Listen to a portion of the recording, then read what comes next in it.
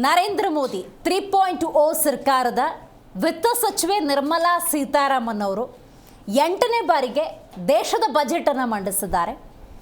ಬಹಳ ವಿಶೇಷವಾಗಿ ಈ ಬಜೆಟ್ ದೇಶದ ಅಭಿವೃದ್ಧಿಯ ದೃಷ್ಟಿಯಿಂದ ಮಹಿಳೆಯರು, ಮಧ್ಯಮ ವರ್ಗ, ಉದ್ಯೋಗಸ್ಥರಿಗೆ, ಕೃಷಿ ಇವರಿಗೆ ಫೋಕಸ್ ಮಾಡಿ ಮಾಡಲಾಗಿದೆ ಅಂತ ನಿರ್ಮಲಾ ಸೀತಾರಾಮನ್ ಅವರು ತಮ್ಮ ಭಾಷಣದಲ್ಲೇ ಉಲ್ಲೇಖ ಮಾಡಿದ್ದಾರೆ.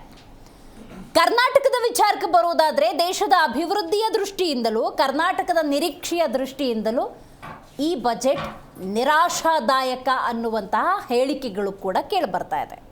ಹಾಗಾದರೆ ಈ ಬಜೆಟ್ ಎಷ್ಟರ ಮಟ್ಟಿಗೆ ದೇಶದ ಅಭಿವೃದ್ಧಿಗೆ ಸೂಕ್ತ ಮತ್ತು ಕರ್ನಾಟಕದ ಹಿತದೃಷ್ಟಿಯಿಂದ ನೋಡೋದಾದರೆ ಬಹಳಷ್ಟು ನಿರೀಕ್ಷೆಗಳನ್ನು ಕರ್ನಾಟಕ ಇಟ್ಕೊಂಡಿತ್ತು. ಯಾಕಂತ ಹೇಳಿದ್ರೆ ಸಂಸದರನ್ನು ಆಯ್ಕೆ ಮಾಡಿ ಕಳುಹಿಸಿ ಕೊಡೋದ್ರಲ್ಲಿ ಬಹುದೊಡ್ಡ ಪಾತ್ರವನ್ನು ಕರ್ನಾಟಕ ವಹಿಸಿರುವ ಸಂದರ್ಭದಲ್ಲಿ ಸಂಸದರು ರಾಜ್ಯದ ಅಭಿವೃದ್ಧಿಗೆ ಒಂದಷ್ಟು ಅನುದಾನವನ್ನು ತರ್ತಾರೆ, ಯೋಜನೆಗಳನ್ನು ರೂಪಿಸಿಕೊಡ್ತಾರೆ ಎನ್ನುವಂತಹ ಆಶಾಭಾವನೆಗೆ ತಣ್ಣೀರೆರಚಿದಂಥ ಸನ್ನಿವೇಶ. ಹಾಗಾಗಿ ಇವತ್ತು ಬಜೆಟ್ನ ಕುರಿತಂತೆಯೇ ಮಾತಾಡೋಣ, ಮಾತುಕತೆ ನಡೆಸೋಣ, ಒಂದಷ್ಟು ಮಾಹಿತಿಯನ್ನು ಕಲೆ ಹಾಕೋಣ. ನಾನು ದಿವ್ಯಶ್ರೀ.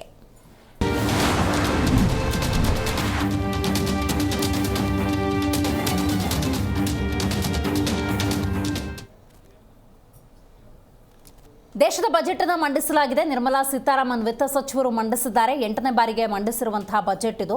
ನೋಡಿ, ಗಮನಿಸಬೇಕಾಗುತ್ತೆ, ಒಂದು ಬಜೆಟ್ ಅಂದ ಸಂದರ್ಭದಲ್ಲಿ ನಮ್ಮನೆಯಲ್ಲಿ ನಾವು ಹೇಗೆ ಬಜೆಟನ್ನು ವಿನಿಯೋಗಿಸ್ತೀವೋ ಅದೇ ರೀತಿ ದೇಶದ ಆರ್ಥಿಕತೆ ಅಂದಾಗ ದೇಶವನ್ನು ನಿಭಾಯಿಸಬೇಕು ಅನ್ನೋದಾದರೆ ಜವಾಬ್ದಾರಿಯುತ ಸ್ಥಾನದಲ್ಲಿರುವಂತಹ ನಿರ್ಮಲಾ ಸೀತಾರಾಮನ್ ಯಾವ ರೀತಿ ನಿಭಾಯಿಸ್ತಾರೆ, ಹೇಗೆ ಹಣವನ್ನು ವಿನಿಯೋಗಿಸ್ತಾರೆ, ಅನುದಾನಗಳು ರಾಜ್ಯಗಳ ಅಭಿವೃದ್ಧಿಗೆ ಹೇಗೆ ಹಣವನ್ನು ತೊರಗಿಸ್ತಾರೆ ಅನ್ನೋದು ಬಹಳ ಮುಖ್ಯ.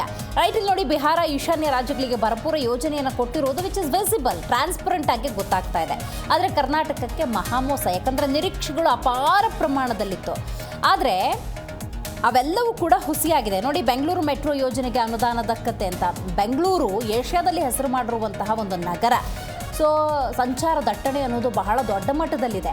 ಬೆಂಗಳೂರಿನಲ್ಲಿ ಹೊರಗಿನವರೂ ಸೇರಿದಂಗೆ ಬೆಂಗಳೂರಿನವರ ಸಂಖ್ಯೆ ಅಪಾರ ಪ್ರಮಾಣದಲ್ಲಿರೋದ್ರಿಂದಾಗಿ ಸಾರಿಗೆ ವ್ಯವಸ್ಥೆ ಸರಿಯಾಗಬೇಕಾಗತ್ತೆ. ನಾನು ಖ್ಯಾತ ಅನ್ನುವಂಥ ವಿಚಾರದಲ್ಲಿ ಬೆಂಗಳೂರು ಎಷ್ಟರ ಮಟ್ಟಿಗೆ ಹೆಸರನ್ನು ಪಡೆದುಕೊಂಡಿದೆ ಅಂತ ಹೇಳ್ತಾ ಇದ್ದೀನಿ. ಇದೇ ಟ್ರಾಫಿಕ್ ವಿಚಾರದಲ್ಲೂ ಕೂಡ ಅಷ್ಟೇ ದೊಡ್ಡ ಹೆಸರನ್ನು ಪಡ್ಕೊಂಡಿದೆ ಅನ್ನೋದಾದರೆ ಮೆಟ್ರೋ ಇಲ್ಲಿ ಬಹುದೊಡ್ಡ ಪಾತ್ರವನ್ನು ನಿರ್ವಹಿಸ್ತಾ ಇತ್ತು. ಅದಕ್ಕೆ ಕೇಂದ್ರದಿಂದ ಸಕಾಲಕ್ಕೆ ಅನುದಾನ ಬರುತ್ತೆ ಅನ್ನುವಂಥ ನಿರೀಕ್ಷೆ ಹುಸಿ. ಭದ್ರಾ ಮೇಲ್ದಂಡೆ ಯೋಜನೆ, ಇದರ ಬಗ್ಗೆ ಹೇಳೋದೇ ಬೇಕಾಗಿಲ್ಲ. ಆಗಾಗ ಪ್ರತಿಪಕ್ಷಗಳು ಇದನ್ನು ಪ್ರಸ್ತಾಪ ಮಾಡ್ತಾ ಇರ್ತವೆ, ಅಲ್ಲಿ ಕೂಡ ಹುಸಿಯಾಗಿದೆ. ಮೇಕೆದಾಟು ವಿಚಾರವಾಗಿ ಪರವಿರೋಧ ಚರ್ಚೆಗಳ ನಂತರದ ಸಂದರ್ಭದಲ್ಲಿ ನಾವೆಲ್ಲವೂ ಕೂಡ ರೆಡಿ ಮಾಡಿಟ್ಕೊಂಡಿದ್ದೀವಿ. ಆದರೆ ಕೇಂದ್ರದಿಂದ ಅನುದಾನ ಸಕ್ರಿಯವಾಗಿ ಸಿಗ್ತಾ ಇಲ್ಲ. ಹಾಗಾಗಿ ಏನು ಮಾಡೋದು ಅನ್ನುವಂಥ ಕರ್ನಾಟಕ ಕಾಂಗ್ರೆಸ್ ಸರ್ಕಾರದ ಪ್ರಶ್ನೆಗೆ ಯಾವುದೇ ರೀತಿಯ ಉತ್ತರ ಇಲ್ಲ. ಹಾಗಾಗಿ ಯಾವುದೇ ರೀತಿಯ ಒಳ್ಳೆಯ ಯೋಜನೆಗಳನ್ನು ಕರ್ನಾಟಕಕ್ಕೆ ಘೋಷಿಸದೆ ಇಲ್ಲಿ ಅನ್ಯಾಯವನ್ನು ಮಾಡಿದೆ ಅಂಥೇಳಿ ಕಾಂಗ್ರೆಸ್ ನಾಯಕರು ಅಸಮಾಧಾನವನ್ನು ವ್ಯಕ್ತಪಡಿಸಿದ್ದಾರೆ. ಹಾಗಾಗಿ ನೋಡಬೇಕು ಈ ಬಜೆಟ್ ಅನ್ನೋದನ್ನು ಕರ್ನಾಟಕ ಯಾವ ರೀತಿ ಪರಿಗಣಿಸುತ್ತೆ, ಸಿಕ್ಕಿರುವಂಥ ಕೆಲವೊಂದು ಯೋಜನೆಗಳನ್ನು ಇಟ್ಕೊಂಡು ದೇಶ ಯಾವ ರೀತಿ ಅಭಿವೃದ್ಧಿಯನ್ನು ಕಂಡುಕೊಳ್ಳುತ್ತೆ ಅಂತ. ಸೊ ಇದಕ್ಕೆ ಸಂಬಂಧಪಟ್ಟಂತೆ ಮುಖ್ಯಮಂತ್ರಿ ಸಿದ್ದರಾಮಯ್ಯ ಅವರು ಮಾತಾಡಿದ್ದಾರೆ, ಬನ್ನಿ ಕೇಳೋಣ. ಅದರಲ್ಲೂ ಕರ್ನಾಟಕದ ದೃಷ್ಟಿಯಿಂದ ಬಹಳ ನಿರಾಶಾದಾಯಕವಾದಂಥ ದೂರದೃಷ್ಟಿ ಇಲ್ಲೇ ಇರ್ತಕ್ಕಂಥ ಬಜೆಟ್. ನಾನು ಬಜೆಟ್ ಪೂರ್ವಭಾವಿ ಚರ್ಚೆನಲ್ಲಿ ನಮ್ಗೆ ಕರೆದಿದ್ರು. ನಾನು ಕೃಷ್ಣ ಬೈರೇಗೌಡರನ್ನ ಕಳಿಸಿಕೊಟ್ಟಿದ್ದೆ. ನಾವು ಈ ಬಜೆಟ್ನಲ್ಲಿ ಅನೇಕ ಬೇಡಿಕೆಗಳನ್ನ ಇಟ್ಟಿದ್ದು. ನಮ್ಮ ಬೇಡಿಕೆಗಳಾಗಿದ್ದವೇ ಹೊರತು ಒಂದನ್ನು ಕೂಡ ಈಡೇರಿಸತಕ್ಕಂಥ ಕೆಲಸವನ್ನ ಕೇಂದ್ರ ಸರ್ಕಾರ ಮಾಡಿಲ್ಲ.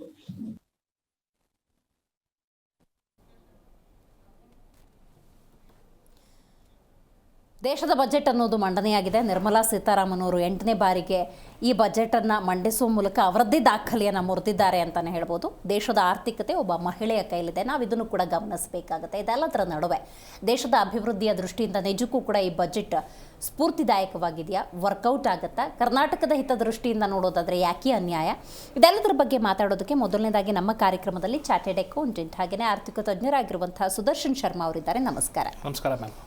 ಇನ್ನು ಬಿಜೆಪಿ ವಕ್ತಾರರಾಗಿರುವಂಥ ಯದುಕುಮಾರ್ ಗೌಡ್ರಿದ್ದಾರೆ. ನಮಸ್ಕಾರ. ನಮಸ್ಕಾರ.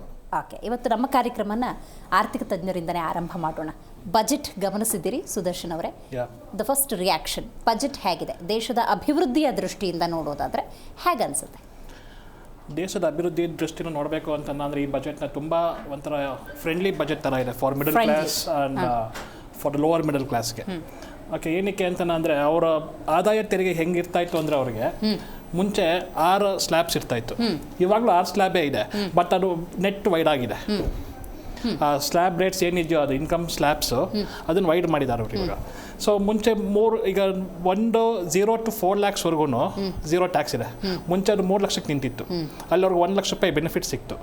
ನೆಕ್ಸ್ಟ್ ಹಾಗೆ ಫಾರ್ ಎವ್ರಿ 4 lakhs 5% ಇನ್ಕ್ರೀಸ್ ಮಾಡ್ಕೊಂಡು ಹೋಗಿ ಲಾಸ್ಟ್ 24%ಗೆ ಅಲ್ಲಿಂದ ಮೇಲ್ಗಡೆ ಇರೋರಿಗೆ ಮಾತ್ರ 30% ಅಂತ ಹಾಕಿದ್ದಾರೆ. ನಾವು ಹಿಂದಿನ ಸ್ಲ್ಯಾಬಲ್ಲಿ ನೋಡೋದಾಯಿತು ಅಂತಂದರೆ 15%ಗೆ 30% ಬಂದ್ಬಿಟ್ಟಿತ್ತು.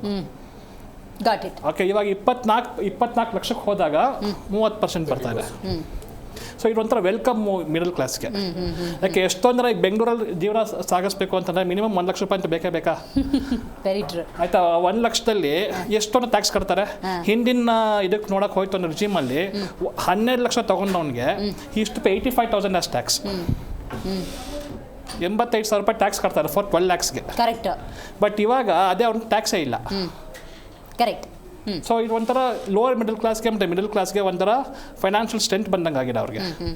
ಪ್ಲಸ್ ಈ ಥರ ಏನಕ್ಕೆ ಮಾಡೋಕ್ಕಾಯಿತು ಅಂತ ಅಂದರೆ because of A very strong indirect tax foundation ಇರೋದ್ರಿಂದ, GST ಇರೋದ್ರಿಂದ ಈ ಥರ ಬೋಲ್ಡ್ ಸ್ಕೀಮ್ಸ್ ತೊಗೊಳೋದಕ್ಕೆ, ಬೋಲ್ಡ್ ಮೂವ್ ಮಾಡೋದಕ್ಕೆ ಗೌರ್ಮೆಂಟ್ಗೆ ಒಂಥರ ಇದು ಸಿಕ್ಕಿದೆ, ಏನೋ ಒಂಥರ ರೈಟ್ಸ್ ಸಿಕ್ಕಿದೆ.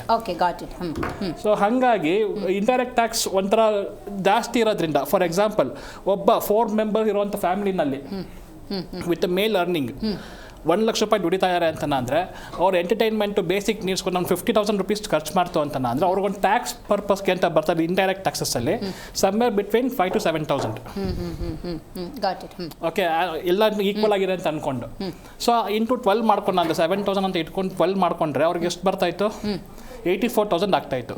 84,000 plus 85,000 as tax as income tax 1,60,000 ಅವ್ರಿಗೂ ಹೋಗ್ತಾ ಇತ್ತು.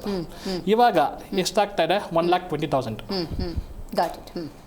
ಸೊ ಅವ್ರಿಗೆ 40,000 ಒಂಥರ ಕುಷನ್ ಸಿಕ್ದಂಗೆ ಆಗಿದೆ. ಅವ್ರಿಗೆ ಎಕ್ಸ್ಪೆಂಡ್ ಮಾಡೋದಕ್ಕೆ ಇನ್ನೂ ಏನೋ ಅವಕಾಶಗಳು ಸಿಗ್ತಾ ಇದೆ. ಸೊ ಅವಾಗ ಇಂಡೈರೆಕ್ಟ್ ಟ್ಯಾಕ್ಸಲ್ಲಿ ಅವ್ರಿಗೆ ದುಡ್ಡು ಬರ್ತಾನೆ ಇರುತ್ತೆ ಅವ್ರಿಗೆ.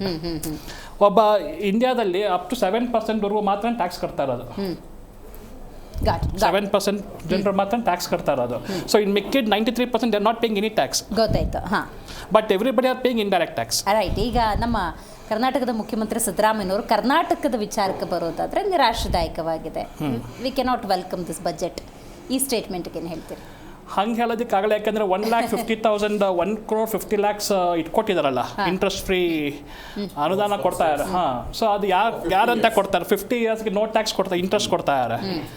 ಸೊ ಅದನ್ನು ಅವ್ರು ರೈಟ್ಫುಲ್ಲಾಗಿ ಯೂಸ್ ಮಾಡಿಕೊಂಡ್ರೆ it is going to be beneficial for every one.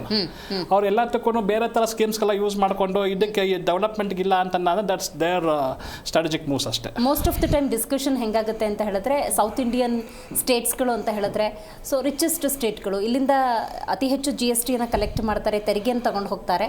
Distribution ವಿಷಯಕ್ಕೆ ಬರೋದಾದರೆ ಬಿಗ್ಗೆಸ್ಟ್ ಅನ್ಯಾಯ ಅಥವಾ ಮೋಸ ಆಗ್ತಾ ಇದೆ. ಇದಕ್ಕೆ ಡಿಸ್ಟ್ರಿಬ್ಯೂಷನ್ ಬಂದಾಗ ಇಲ್ಲಿ ಇಂಡಿಯಾ ಕರ್ನಾಟಕಕ್ಕೆ ಅಂತ ಬಂದಾಗ ಬರೀ ಬೆಂಗಳೂರಿನ ಡೆವಲಪ್ಮೆಂಟ್ ಮಾತ್ರ ನೋಡೋದಕ್ಕಾಗಲ್ಲ. As a Karnataka as a whole ನಾವು ಡೆವಲಪ್ಮೆಂಟಾಗಿ ನೋಡಬೇಕಾಗತ್ತೆ. ಸೊ ನಮ್ಗೆ ಇದರಲ್ಲಿ ಏನೋ ಯೂನಿಯನ್ ಬಜೆಟಲ್ಲಿ ಏನು ಬಂದಿದೆಯೋ ನಮಗೆ 1,50,00,000 ಅಂತ ಅನುದಾನ ಇಡೀ ಕರ್ನಾಟಕ ಯೂಸ್ ಮಾಡಿಕೊಂಡು ಬರೀ ಬೆಂಗಳೂರು ಅಂತಾನೆ ಮಾತಾಡೋದಂತ ಅಂತ ತಪ್ಪಾಗತ್ತೆ ಅವಾಗ. ಓಕೆ, ರೈಟ್, ಮಾತಾಡ್ತೀನಿ. ನೋಡಿ, ಬಜೆಟ್ ಅಂದ ಸಂದರ್ಭದಲ್ಲಿ ನಾನು ಆಗಲೇ ಉಲ್ಲೇಖ ಮಾಡಿದ ಹಾಗೆ ದೇಶದ ಸಮಗ್ರ ಅಭಿವೃದ್ಧಿಯ ದೃಷ್ಟಿಯಿಂದ ಮಹಿಳೆಯರನ್ನ ಇಲ್ಲಿ ಕಾನ್ಸಂಟ್ರೇಟ್ ಮಾಡಲಾಗಿದೆ, ರೈತರನ್ನ ಕಾನ್ಸಂಟ್ರೇಟ್ ಮಾಡಲಾಗಿದೆ, ಸೆಮಿಕಂಡಕ್ಟರ್ಗಳನ್ನು ಕಾನ್ಸಂಟ್ರೇಟ್ ಮಾಡಲಾಗಿದೆ. ಇದೆಲ್ಲವನ್ನು ನಾವು ಕೂಡ ಕೂಲಂಕುಷವಾಗಿ ನೋಡಬೇಕಾಗತ್ತೆ. ಈ ಬಜೆಟ್ಗೆ ಸಂಬಂಧಪಟ್ಟಂತಹ ಸಿಂಹಪಾಲು ಅಂತಾಗ ಬಿಹಾರಕ್ಕೆ ಅತಿ ಹೆಚ್ಚು ಹೋಗಿದೆ ಅನ್ನುವಂಥ ಆರೋಪವನ್ನು ಕೂಡ ಸಿದ್ದರಾಮಯ್ಯನವರು ಮಾಡ್ತಾ ಇದ್ರು, ಕರ್ನಾಟಕ ಕಾಂಗ್ರೆಸ್ ಮಾಡ್ತಾ ಇದೆ. ಈ ಬಜೆಟ್ನ ಒಂದಷ್ಟು ಡೀಟೇಲ್ಸ್ ಇದೆ, ಬನ್ನಿ ನೋಡ್ತಾ ಬರೋಣ. ನೋಡಿ, ಬಿಹಾರಕ್ಕೆ ಎಲೆಕ್ಷನ್ನ ಗಿಫ್ಟ ಹಾಗಾದ್ರೆ ಅಂತ, ಯಾಕಂದರೆ ಕಾಂಗ್ರೆಸ್ ಇಲ್ಲಿ ಕರ್ನಾಟಕದಲ್ಲಿ ಆರೋಪ ಮಾಡ್ತಿರೋದು ಇದೇನೆ. ಎಲೆಕ್ಷನ್ ಟೈಮಲ್ಲಿ ಎಲ್ಲಿ ಹೆಂಗೆ ಸಿಂಹಪಾಲು ಕೊಡಬೇಕು ಅದನ್ನು ಕೊಟ್ಟಿದ್ದಾರೆ ಅಂತ ಹೇಳಿ. ಚುನಾವಣೆ ಹೊತ್ತಲ್ಲಿ ಬಿಹಾರಕ್ಕೆ ಸಿಂಹಪಾಲು. ಮಖಾನ, ಕಮಲ ಹೂವಿನ ಬೀಜ, ಇದರ ಮಂಡಳಿಯ ಸ್ಥಾಪನೆಗೆ ಬಿಹಾರಕ್ಕೆ ಒತ್ತು ಕೊಡಲಾಗಿದೆ. ಆ ಮಕ್ಕನ್, ಫೂಲ್ ಮಕ್ಕನ್ ಅಂತ ಏನು ಕರೀತಾರೆ, ಅದನ್ನು ಬೆಳೆಯುವಂಥ ರೈತರಿಗೆ ನಿಜಕ್ಕೂ ಕೂಡ ಇದು ಪ್ಲಸ್ ಅಂತಲೇ ಹೇಳ್ಬೋದು. ಆಹಾರ ಸಂಸ್ಕರಣೆಗೆ ವಿಶೇಷ ಘಟಕ ಮತ್ತು ಉಗ್ರಾಣ. ರಿಕ್ವೈರ್ಮೆಂಟ್ ಇದು ಕೇವಲ ಬಿಹಾರ ಅಲ್ಲ, ಎಲ್ಲ ಕಡೆ ಆಗಬೇಕಾಗತ್ತೆ. ಆಹಾರ ತಂತ್ರಜ್ಞಾನ ಸಂಶೋಧನಾ ಸಂಸ್ಥೆ, ಓಕೆ, NDA ಕೈ ಹಿಡಿದಿದ್ದಕ್ಕೂ ಸಾರ್ಥಕ ಅನ್ನುವಂಥ ವಾತಾವರಣ ಬಿಹಾರದಲ್ಲಿ. IIT ಪಾಟ್ನಾ ವಿದ್ಯಾರ್ಥಿ ಸಂಖ್ಯೆ ಹೆಚ್ಚಳ, ಓಕೆ, ಇದು ಕೂಡ ಗಂಭೀರವಾದಂಥ ವಿಚಾರ. ಸೊ ಗ್ರೀನ್ಫೀಲ್ಡ್ ಏರ್ಪೋರ್ಟ್ ಮಂಜೂರು, ಮತ್ತೊಂದು ಯೋಜನೆಯನ್ನು ಕೊಟ್ಟಿರುವಂಥದ್ದು ಬಿಹಾರಕ್ಕೆ. ಇನ್ನು ಕೋಶಿ ಕಾಲುವೆ ಯೋಜನೆಯಲ್ಲಿ ನೀರಾವರಿ ಯಾವ ರೀತಿ ಪ್ಲ್ಯಾನ್ಸ್ಗಳನ್ನು ಮಾಡಬೇಕು ಅದಕ್ಕೂ ಕೂಡ ಹಣವನ್ನು ವಿನಿಯೋಗಿಸಲಾಗುತ್ತೆ. ಆ ಯೋಜನೆಯನ್ನು ಕೇಂದ್ರದಿಂದ ಕೊಡಲಾಗಿದೆ. Greenfield airport ಮಂಜೂರಾಗಿದೆ. ಸೊ ಇದನ್ನು ಕೂಡ ನಾವು ಗಮನಿಸಬೇಕಾಗುತ್ತೆ. ಇನ್ನು ಮಿಥಿಲಾಂಚಲ್ ಪ್ರದೇಶದ 50,000 ಹೆಕ್ಟೇರ್ ಪ್ರದೇಶದ ನೀರಾವರಿ ಯೋಜನೆಗೆ ಇಲ್ಲಿ ವಿಶೇಷವಾಗಿ ಗಮನವನ್ನು ಹರಿಸಲಾಗಿದೆ. ಇನ್ನು ಅಸ್ಸಾಂನಲ್ಲಿ ಯೂರಿಯಾ ಉತ್ಪಾದಕ ಘಟಕ, ಬಿಹಾರಕ್ಕೆ ಬಂಪರ್ ಅಂತ ಹೇಳಿದ್ರಲ್ಲ, ಅದಕ್ಕೆ ನೋಡಿ ಕಾರಣಗಳು ಹಲವಾರಿದ್ದಾವೆ. ಸೊ ಅದನ್ನು ಕೂಡ ನಾವಿಲ್ಲಿ ಗಮನಿಸ್ಬೋದು. ಅಸ್ಸಾಂ ವಿಚಾರಕ್ಕೆ ಬರೋದಾದರೆ ಇಲ್ಲಿ ಯೂರಿಯಾ ಉತ್ಪಾದನಾ ಘಟಕವನ್ನು ನಿರ್ಮಾಣ ಮಾಡುವಂಥ ನಿಟ್ಟಿನಲ್ಲಿ ವಿಶೇಷ ಕಾಳಜಿಯನ್ನು ಕೇಂದ್ರ ಸರ್ಕಾರ ಬಿಹಾರ ಮೇಲಿಟ್ಟಿದೆ ಅನ್ನುವಂಥದ್ದು. 3 ಯೂರಿಯಾ ಘಟಕ ಮರಳಿ ತೆರೆಯುವ ಬಗ್ಗೆ. ಇನ್ನು 127 ಲಕ್ಷ ಮೆಟ್ರಿಕ್ ಟನ್ ಉತ್ಪಾದಕ ಘಟಕ. ಓಕೆ, ಇದು ನಾವು ಬೇಸಿಕಲಿ NDA ಸರ್ಕಾರ ಅಂದಾಗ ನಾವು ಬೇಸ್ನ ನೋಡಬೇಕಾಗತ್ತೆ. ನೋಡಿ, ಚುನಾವಣಾ ಪೂರ್ವದಲ್ಲಿ ಏನು ಆಶ್ವಾಸನೆಯನ್ನು ಕೊಟ್ಟಿದ್ರು ಮತ್ತು ನಾವು ಅಧಿಕಾರಕ್ಕೆ ಬಂದರೆ ಏನೇನು ಮಾಡ್ತೀವಿ ಯಾವ್ಯಾವ ಸೆಕ್ಟರಲ್ಲಿ ಅಂತ ಹೇಳಿದ್ರು, ಅದನ್ನು ಆಲ್ರೆಡಿ ಪ್ಲ್ಯಾನ್ ಮಾಡ್ಕೊಂಡಿದ್ದಾಗಿ they are distributing. But Bihar ಈ ಸಲ ಕೈ ಜೋಡಿಸಿದ್ರಿಂದಾಗಿ ಅವರು ಸಿಂಹಪಾಲನ ಪಡ್ಕೊಂಡಿರೋದ್ರಲ್ಲಿ ಆಶ್ಚರ್ಯನೇ ಇಲ್ಲ, ವಿಚ್ ಇಸ್ ವಿಸಿಬಲ್. ಸ್ಟಿಲ್ ನಾವು ನೋಡ್ತಾ ಹೋಗಬೇಕಾಗತ್ತೆ. ಈಶಾನ್ಯ ರಾಜ್ಯಗಳಿಗೆ ಪ್ರವಾಸೋದ್ಯಮಕ್ಕೆ ಒತ್ತು. ಇನ್ನು 8 ಕೋಟಿ ಮಕ್ಕಳ ಪೌಷ್ಟಿಕತೆಗೆ ಪೋಷಣ್ 2.0 ಇದನ್ನು ಕೂಡ ವಿಶೇಷವಾಗಿ ಬಿಹಾರಕ್ಕೆ ಕೊಡಲಾಗಿರುವುದನ್ನು ನಾವಿಲ್ಲಿ ಗಮನಿಸಬಹುದು. ಈ ಬಗ್ಗೆ ಮಾತಾಡಲಿಕ್ಕೆ ಇವಾಗ ನಮ್ಮ ಕಾರ್ಯಕ್ರಮದಲ್ಲಿ JDS ವಕ್ತಾರರಾಗಿರುವಂಥ ರಿಷಿಕ್ ವಿವಾನ್ ಗೌಡ ಅವರಿದ್ದಾರೆ. ನಮಸ್ಕಾರ. ಯದುಕುಮಾರ್ ಗೌಡ್ರೆ, ಹೇಳಿ, ಬಜೆಟ್ ಅಂದ ಸಂದರ್ಭದಲ್ಲಿ ಪರ ವಿರೋಧ ಚರ್ಚೆಗಳು ಡೆಫಿನೆಟ್ಲಿ ಆಗೇ ಆಗತ್ತೆ. ನನಗೆ 2 ಆಯಾಮದಲ್ಲಿ ಹೇಳಿಬಿಡಿ. ಒಂದು ದೇಶ, ಇನ್ನೊಂದು ರಾಜ್ಯ, ಕಾಂಗ್ರೆಸ್ನ ಸ್ಟೇಟ್ಮೆಂಟ್ಗೆ ನಿಮ್ಮ ಉತ್ತರ. ಜಾಗತಿಕ ಮಟ್ಟದಲ್ಲಿ ಯಾವ ದೇಶದಲ್ಲಿ ತಗೊಂಡ್ರು there as the global crisis ಇರೋವಂಥದ್ದೇ. ಆ ಗ್ಲೋಬಲ್ ಕ್ರೈಸಿಸ್ನು ಮೆಟ್ಟಿ ಮೀರಿ ನಿಂತಿರುವಂಥದ್ದೇ ಭಾರತ. ನಾವಿವಾಗ ಏನು 3.7 ಟ್ರಿಲಿಯನ್ ಎಕಾನಮೀಸ್ ನಾವೇನು ಇದು ಮಾಡ್ತಾ ಇದ್ವಿ, ಅದು ಸ್ಥಿರತೆಯನ್ನು ಕಾಪಾಡ್ಕೊಂಡು ಇರುವಂಥದ್ದು. ಮತ್ತು ಈ ಬಜೆಟು ನಾವು ಹೇಳಬೇಕು ಅಂದರೆ ಸ್ವತಂತ್ರ ನಂತರ ಬಡವರ ಎಲ್ಲ ಏನಂತಾರೆ ಮಿಡಲ್ ಕ್ಲಾಸ್ ಜನದ ಏನೊಂದು ಆಶಾದಾಯ ಇದಿತ್ತು, ಅದಕ್ಕೊಂದು ಪೂರಕವಾಗಿರುವಂಥ ಏನು 12 ಲಕ್ಷ ರೂಪಾಯಿ ಸ್ಲ್ಯಾಬ್ಸ್ ಬಜೆಟ್ ಇದೆ, ವೇವ್ ಆಫ್ ಝೀರೋ ಅಂತ ಮಾಡಿರುವಂಥದ್ದು. ಅದು ಎಲ್ಲರನ್ನೂ ವೆಲ್ಕಮ್ ಮಾಡುವಂಥದ್ದು. ಪ್ರತಿಯೊಬ್ಬ ಕೆಲಸಗಾರರಾಗ್ಬೋದು, ದುಡಿಯುವಂಥ ವ್ಯಕ್ತಿ ಆಗ್ಬೋದು, ಯಾರೇ ಇರ್ಬೋದು, ಅದನ್ನ ಸ್ವಾಗತ ಮಾಡಿರುವಂಥದ್ದು ಅನ್ಬೋದು. ಯಾಕಂದ್ರೆ ಈ ಬಜೆಟಿನ ಮೇಜರ್ ಟೇಕ್ ಅವೇ ಅಂತಂದ್ರೆ this is the slab which is distributed to everybody. ನಾವೇನು ಸಬ್ಕಾ ಸಾಥ್ ಸಬ್ಕಾ ವಿಶ್ವಾಸ್ ಅಂತ ಹೇಳ್ತೀವೋ, ದಿಸ್ ಇಸ್ ಸಬ್ಕಾ ಸಾಥ್ ಸಬ್ಕಾ ವಿಶ್ವಾಸ್. ಮತ್ತೆ ಎಲ್ಲರೂ ಒಂದು ಪ್ರಯಾಸದಿಂದ ಆಗಿರುವಂಥದ್ದು. ಮತ್ತೆ ನಾವು ಬೇರೆ ಬೇರೆ ಆಯಾಮದಲ್ಲಿ ನೋಡಬೇಕಾದಾಗ ಕೇಂದ್ರ ಸರ್ಕಾರದ ಬಜೆಟ್ ನಾವು ಪ್ರತಿ ಸತಿ ನಾವು ಹೇಳ್ತಾ ಇರ್ತೀವಿ, ವಿಕಸಿತ ಭಾರತದ ಬಗ್ಗೆ ಮಾತಾಡ್ತಾ ಇರ್ತೀವಿ. ವಿಕಸಿತ ಭಾರತಕ್ಕೆ ಯಾವ ನಮ್ಮ ಪ್ರಯಾರಿಟೀಸ್ ಇರಬೇಕು, ಯಾವ ಸೆಕ್ಟರ್ ನಾವು ಏನು ಇದು ಮಾಡ್ತೀವಿ, ಕ್ಯಾಪಿಟಲ್ ಎಕ್ಸ್ಪೆಂಡಿಚರ್ ಏನು ಮಾಡ್ತೀವಿ ಅನ್ನೋದ್ರ ಮೇಲೆ ಡಿಪೆಂಡ್ ಆಗಿರುವಂಥದ್ದು. ಕಳೆದ ಬಾರಿ ಸುಮಾರು ನಾವು ಕ್ಯಾಪಿಟಲ್ ಎಕ್ಸ್ಪೆಂಡಿಚರ್ ಮಾಡಬೇಕಾದ್ರೆ ಸುಮಾರು 11.5 ಲಕ್ಷ ಕೋಟಿ ಕ್ಯಾಪಿಟಲ್ ಎಕ್ಸ್ಪೆಂಡಿಚರ್ ಮಾಡಿರುವಂಥದ್ದು. ಈ ಬಾರಿ 15 lakh capital expenditures. So most of the capital expenditures ಈ ಬಾರಿ ರೈಲ್ವೆ ಇನ್ಫ್ರಾಸ್ಟ್ರಕ್ಚರ್ಗೆ, ರೈಲ್ವೆ ಲಾಜಿಸ್ಟಿಕ್ಸ್ಗೆ ಮತ್ತೆ ಗ್ರೀನ್ಫೀಲ್ಡ್ ಏರ್ಪೋರ್ಟ್ಸ್ಗೆ ಆಗಿರುವಂಥದ್ದು. So this are the capital expenditures which come back to the nations. It's an assets. ಮತ್ತೆ ಈ ಬಾಡಿ ನಾವು ಇದು ಮಾಡಬೇಕಾದಾಗ ಇನ್ನೊಂದು ನಾವು ಹೇಳ್ತಾ ಇರುವಂತದ್ದು, ಅದು ಮೀನುಗಾರರ ಸೆಕ್ಷನ್ ಇದಿರ್ಬೋದು, ಅಲ್ಲಿ 60 ಕೋಟಿಗಿಂತ ಹೆಚ್ಚು ಬಂದರು ಪ್ರದೇಶವನ್ನ ಇದು ಮಾಡುವಂಥದ್ದು. ಮತ್ತೆ ಇನ್ನೊಂದು ಮೇಜರ್ ಏನಂತ ಹೇಳಿದ್ರೆ ಮೇಡಮ್, SC/ST ಅವರಿಗೆ, ಪ್ರಥಮ ಮಹಿಳಾ ಉದ್ಯಮಿದಾರರಿಗೆ ಯಾರು ಪ್ರಾರಂಭ ಮಾಡ್ತಾರೆ ಅವರಿಗೊಂದು ಪ್ರೋತ್ಸಾಹಧನವಾಗಿ ಎಷ್ಟು 5 ಲಕ್ಷದಿಂದ 20 ಕೋಟಿವರೆಗೂ ಇರುವಂತದ್ದನ್ನ ದೊಡ್ಡ ಒಂದು ಪ್ರಮಾಣ ಇದೆಯಲ್ಲ, ದಟ್ ಈಸ್ ದ ಮೇಜರ್ ಇದಂತದಲ್ಲಿ. ಯಾಕಂದ್ರೆ ಯಾವ್ದು ನೆಗ್ಲೆಕ್ಟ್ ಮಾಡ್ತಾ ಇರುವಂತದ್ದು, ಯಾವ ಕಮ್ಯುನಿಟಿನ ಇದು ಮಾಡ್ತಾರೆ ಅಂತ ಅಂತಾರಲ್ಲ, ಸೊ ಅಂತ್ಯವಾಗಿ ಇರುವಂತ ಯಾವ್ದು ಸಮುದಾಯಗಳು ಇರುತ್ತವೋ ಆ ಸಮುದಾಯಗಳನ್ನ ಮೀಟ್ ಮಾಡುವಂಥದ್ದು. ಮತ್ತೆ ಇನ್ನೊಂದು, ಎಲ್ಲಾ ಕಡೆ ಮೆಡಿಕಲ್ ಮಾಫಿಯಾಸ್ ಯಾವ ತರ ನಡೀತಾ ಇತ್ತು, in the next 5 years, in the next 1 year almost 70,000 seats ಇನ್ನ ಎಕ್ಸ್ಟ್ರಾ ಇದು ಮಾಡ್ತಾರೆ ಅಂತ. In the major of 5 years more than 1 lakh medical seats. So 1 lakh medical seats government seats available ಆಗಿದ್ದಾಗ ಇನ್ನ ಹೆಚ್ಚು ಇದಾಗಿರುವಂಥದ್ದು. ಮತ್ತೆ ಅದಕ್ಕಿಂತ ಈ ಬಜೆಟ್ ನಲ್ಲಿ ತುಂಬಾ ಇದಾಗಿರುವಂಥದ್ದು, ಯಾವ ಜೀವವನ್ನು ಉಳಿಸುವ ಏನಂತಾರೆ ಮೆಡಿಸಿನ್ಸ್ ಇರದೆ 36 ಮೆಡಿಸಿನ್ಸ್ಗೆ ಟ್ಯಾಕ್ಸ್ ಬೆನಿಫಿಟ್ಸ್ ಆಗಿರುವಂಥದ್ದು. ಯಾಕಂದ್ರೆ ಇದೆಲ್ಲ ಜನಸಾಮಾನ್ಯರಿಗೆ ಮುಟ್ಟುವಂಥದ್ದು ಮೇಡಮ್. ಯಾಕಂದ್ರೆ ಜನಸಾಮಾನ್ಯರಿಗೆ ಮುಚ್ಚೋದಂದ್ರೆ ಯಾವುದೋ ಒಂದು ಪ್ರದೇಶಕ್ಕೋ ಒಂದು ರಾಜ್ಯಕ್ಕೋ ಅಂತಲ್ಲ, ಇಡೀ ಭಾರತಕ್ಕೆ 140 ಕೋಟಿ ಏನು ನಮ್ಮ ಸಬ್ಕಾ ಸಾಥ್ ಅಂತೀವಿ, ಆ ಒಂದು ಇದು ಜನಕ್ಕೆ ಮುಟ್ಟುವಂಥದ್ದನ್ನ ಇದಂತ ಮೇಜರ್ ಟೇಕ್ ಅವೇಸ್. ಇದ್ರ ಜೊತೆಗೆ ಕಿಸಾನ್ ಕ್ರೆಡಿಟ್ ಕಾರ್ಡ್ಸ್ ಹೌದು. ಕಿಸಾನ್ ಕ್ರೆಡಿಟ್ ಕಾರ್ಡ್ಸ್ ನಾವು ಏನ್ ಕೊಡ್ತಾ ಇದ್ವಿ ದಟ್ ಲಿಮಿಟ್ ವಾಸ್ 3 ಲಕ್ಷ, ಅದು ಇವಾಗ 5 ಲಕ್ಷ ಆಗಿದೆ. ಸುಮಾರು 8 ಕೋಟಿ ರೈತರಿಗೆ ನೀವು ಸೆಕ್ಟರ್ಸ್ ಬಗ್ಗೆ ಮಾತಾಡ್ತಾ ಇರಬೇಕಾದಾಗ ನಾವು ಸೆಕ್ಟರ್ಸ್ ಬಗ್ಗೆನೂ ಮೀನುಗಾರರಾಗ್ಬೋದು, ರೈತರದಾಗ್ಬೋದು, ಯುವಕರಿಗಾಗ್ಬೋದು, SC ST ಸಮುದಾಯಕ್ಕಾಗ್ಬೋದು. ಅದಕ್ಕಿಂತ ಮೋಸ್ಟ್ ಆಗಿ ನಾವು ಪೋಸ್ಟಲ್ ಡಿಪಾರ್ಟ್ಮೆಂಟ್ಸ್ ಏನಿತ್ತು, ಪೋಸ್ಟಲ್ ಡಿಪಾರ್ಟ್ಮೆಂಟ್ಸ್ ಬೆಸ್ಟ್ ಬರೀ ಪೋಸ್ಟಲ್ ಇದಕ್ಕಂತ, ಆದ್ರೆ ನಾವು ಈಗ ಪೋಸ್ಟಲ್ ಏನಿದೆ ಅಲ್ಲಿನ ಒಂದು ದೊಡ್ಡ ಒಂದು ಮ್ಯಾನ್ ಪವರ್ ಏನಿದೆ ಅದನ್ನು ನಾವು ಬ್ಯಾಂಕಿಂಗು ಯೂಸ್ ಮಾಡೋಕ್ಕೆ ಅದಕ್ಕೆ ಪ್ರಯತ್ನ ಮಾಡ್ತಾ ಇದ್ದಾರೆ. ಪ್ಲಸ್ ಅದನ್ನ ಬಿಗ್ಗೆಸ್ಟ್ ಲಾಜಿಸ್ಟಿಕ್ಸ್, ಬಿಕಾಸ್ ನಮ್ಮ post office almost like a logistics ತರ, it is wide corner all over the India ಇರೋ ತರದ್ದು. ಸೊ ಇದೆಲ್ಲ ಬೆನಿಫಿಟ್ಸ್ ಇರಬೇಕಾದಾಗ ಜನಸಾಮಾನ್ಯರು ಪ್ರತಿಯೊಬ್ಬರು ಈ ಒಂದು ಬಜೆಟ್ನ ಆಶಾದಾಯಕವಾಗಿ ಸ್ವಾಗತಿಸುವಂತದ್ದು. ಸಿದ್ದರಾಮಯ್ಯನವರ ಟೀಕೆಗೆ ನಿಮ್ಮ ಉತ್ತರ? ಮೇಡಮ್, ಸಿದ್ದರಾಮಯ್ಯ ಟೀಕೆ ಯಾವಾಗ ಮಾಡಿಲ್ಲ ಮೇಡಮ್, ಅದರಲ್ಲಿ ಯಾವಾಗ ಮಾಡಿಲ್ಲ ಹೇಳಿ ನೋಡಿ. ಯಾವಾಗಲೂ ಅಷ್ಟೇ ಒಂದು ಫೆಡರಲ್ ಸ್ಟ್ರಕ್ಚರ್ಸ್ ನಲ್ಲಿ they should be A cooperative ಇರುವಂತದ್ದು, ಕೋಆಪರೇಟಿವ್ ಫೆಡರಲಿಸಮ್ ಇರಬೇಕಾಗಿರೋಂಥದ್ದು. ನೀವು ಯಾವಾಗ್ಲೂ ಸಂಘರ್ಷಣೆ ಮಾಡ್ತಾ ಇದೆ ಅಂದ್ರೆ ಹಾಗಲ್ಲ. ಕೇಂದ್ರ ಸರ್ಕಾರ 2014 ಬಂದಾದ್ಮೇಲೆ ನೀವು ಯಾವುದೇ ಸ್ಟ್ಯಾಟಿಸ್ಟಿಕ್ಸ್ ತಗೊಳ್ಳಿ ಇದು ಮಾಡಿ, ಅದಲ್ಲಿ ಎಲ್ಲ ನಾನ್ BJP ಗವರ್ಮೆಂಟ್ಸ್ಗೂ ಈಕ್ವಲ್ ಶೇರ್ಸ್ ಅಲ್ಲಿ ಮಾಡಿರುವಂಥದ್ದನ್ನೇ ಮಾಡಿರೋಂಥ. ಆದರೆ ಅಲ್ಲಿನ ಸರ್ಕಾರಗಳು ಭ್ರಷ್ಟಾಚಾರದಲ್ಲಿ ಮುಳುಗಿ ಅದನ್ನ ಸರಿಯಾದ ಯುಟಿಲೈಸೇಷನ್ ಸರ್ಟಿಫಿಕೇಟ್ ಕೊಡದೆ ಹೋದಾಗ ಅವಾಗ ಆಮೇಲೆ ಮತ್ತೆ ಏನಂತಾರೆ ಅನುದಾನ ಬರದೆ ಅಂದಾಗ ತಪ್ಪು ಯಾರ್ದಾಗತ್ತೆ? ರಾಜ್ಯ ಸರ್ಕಾರದಾಗತ್ತೆ. ನೀವೇನ್ ಮಾಡಿದ್ದೀರಾ? ನಿಮ್ಮ ಯುಟಿಲೈಸೇಷನ್ ಸರ್ಟಿಫಿಕೇಟ್ ಯಾವ ಮಟ್ಟದಲ್ಲಿದೆ? ಕೇಂದ್ರ ಸರ್ಕಾರ ಪುರಸ್ಕೃತ ಯೋಜನೆಗಳನ್ನ ನೀವು ಎಷ್ಟರ ಮಟ್ಟಿಗೆ ನೀವು ಅನುಷ್ಠಾನ ಮಾಡಿದ ರಾಜ್ಯದ ಮೇಲೆ ಡಿಪೆಂಡ್ ಆಗುತ್ತೆ. ನೀವು ಅನುಷ್ಠಾನನೇ ಮಾಡಿದಿರಾ, ಎಕ್ಸಾಂಪಲ್ ಯಾಕೆ ಅನುಷ್ಠಾನ ಮಾಡಲ್ಲ ಅಂತ ಒಂದು ಎಕ್ಸಾಂಪಲ್ ಕೊಟ್ಟು ನಾನು ಮುಗಿಸ್ತೇನೆ. ಆಯುಷ್ಮಾನ್ ಭಾರತ್ ರೀಸೆಂಟ್ ಆಗಿ 60 ವರ್ಷದ 70 ವರ್ಷದಕ್ಕೆ ಕೇಂದ್ರ ಸರ್ಕಾರ 5 ಲಕ್ಷದವರೆಗೂ ಇದು ಮಾಡಿ ಕೊಟ್ಟರು. ಆದ್ರೆ ರಾಜ್ಯ ಸರ್ಕಾರಕ್ಕೆ ಅದು ಆಗ್ಲೇ ಇಲ್ಲ, ಮಾಡ್ಲೇ ಇಲ್ಲ. ಮ್ಯಾಮ್, ಎಷ್ಟೋ ಶಾಸಕರ ಬಳಿ ಮುಖ್ಯಮಂತ್ರಿಗಳು ನೇರವಾಗಿ ಹೇಳಿದ್ದಾರೆ ನಾವು ಅದನ್ನ ಯೋಜನೆನ ಲಾಗು ಮಾಡಲ್ಲ ಅಂತ. ಅಂದ್ರೆ ಕೇಂದ್ರ ಸರ್ಕಾರ ಪುರಸ್ಕೃತ ಯೋಜನೆಗಳನ್ನ ನಾವ್ಯಾಕೆ ಲಾಗು ಮಾಡಬೇಕು ಅನ್ನೋ ಒಂದು ಇದಿರುತ್ತೆ, ಸಂಘರ್ಷ ಇರುತ್ತಲ್ಲ. ಆ ಸಂಘರ್ಷದಲ್ಲಿ ಫೆಡರಲ್ ಸ್ಟ್ರಕ್ಚರ್ಸ್ ನಲ್ಲಿ it is not good for the state. ಸಂಘರ್ಷ ಆದಿ ಬಿಡಬೇಕಾಗತ್ತೆ.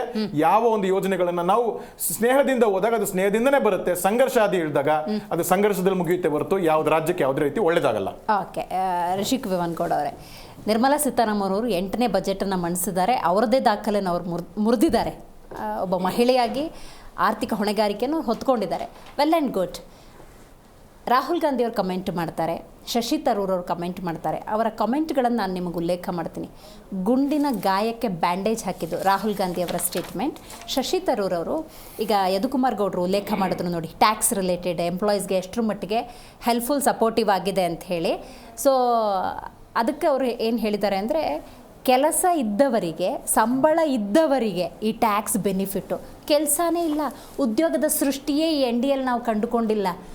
ಇವರು ಟ್ಯಾಕ್ಸ್ ಬಗ್ಗೆ, ಬೆನಿಫಿಟ್ ಬಗ್ಗೆ ಮಾತಾಡ್ತಿದ್ದಾರೆ ಅಂತ ಈ ಕಮೆಂಟ್ಸ್ಗೆ ನೋಡಿ. ನಿನ್ನೆ ಸನ್ಮಾನ್ಯ AICC ಅವರ ಮೇಜರ್ ಯಾರು ಇಟಲಿ ಮೇಡಮ್ ಇದ್ದಾರೆ, ಸೋನಿಯಾ ಗಾಂಧಿ ಅವರು, ಅವರೊಂದು ಸ್ಟೇಟ್ಮೆಂಟ್ ಮಾಡಿದ್ರು. ಸೊ ನಾನು ಅದೇ ಕಾಂಟೆಸ್ಟಲ್ಲೇ ಹೇಳ್ತೀನಿ. ಅಂದರೆ ನಾನು ನಮ್ಮ ಪ್ರೆಸಿಡೆಂಟ್ ಅವ್ರಿಗೆ ಹೇಳ್ತಾ ಇರೋದಲ್ಲ, ಅವರು ಪ್ರೆಸಿಡೆಂಟ್ ಅವ್ರಿಗೆ ಏನು ಹೇಳಿದ್ರು ಆನರಬಲ್ ಪ್ರೆಸಿಡೆಂಟ್ಗೆ, ಆ ಉಲ್ಲೇಖದಲ್ಲಿ ನಾನು ಹೇಳಬೇಕು ಅಂದರೆ I really feel pity for the poor Congress man ಅಂತ.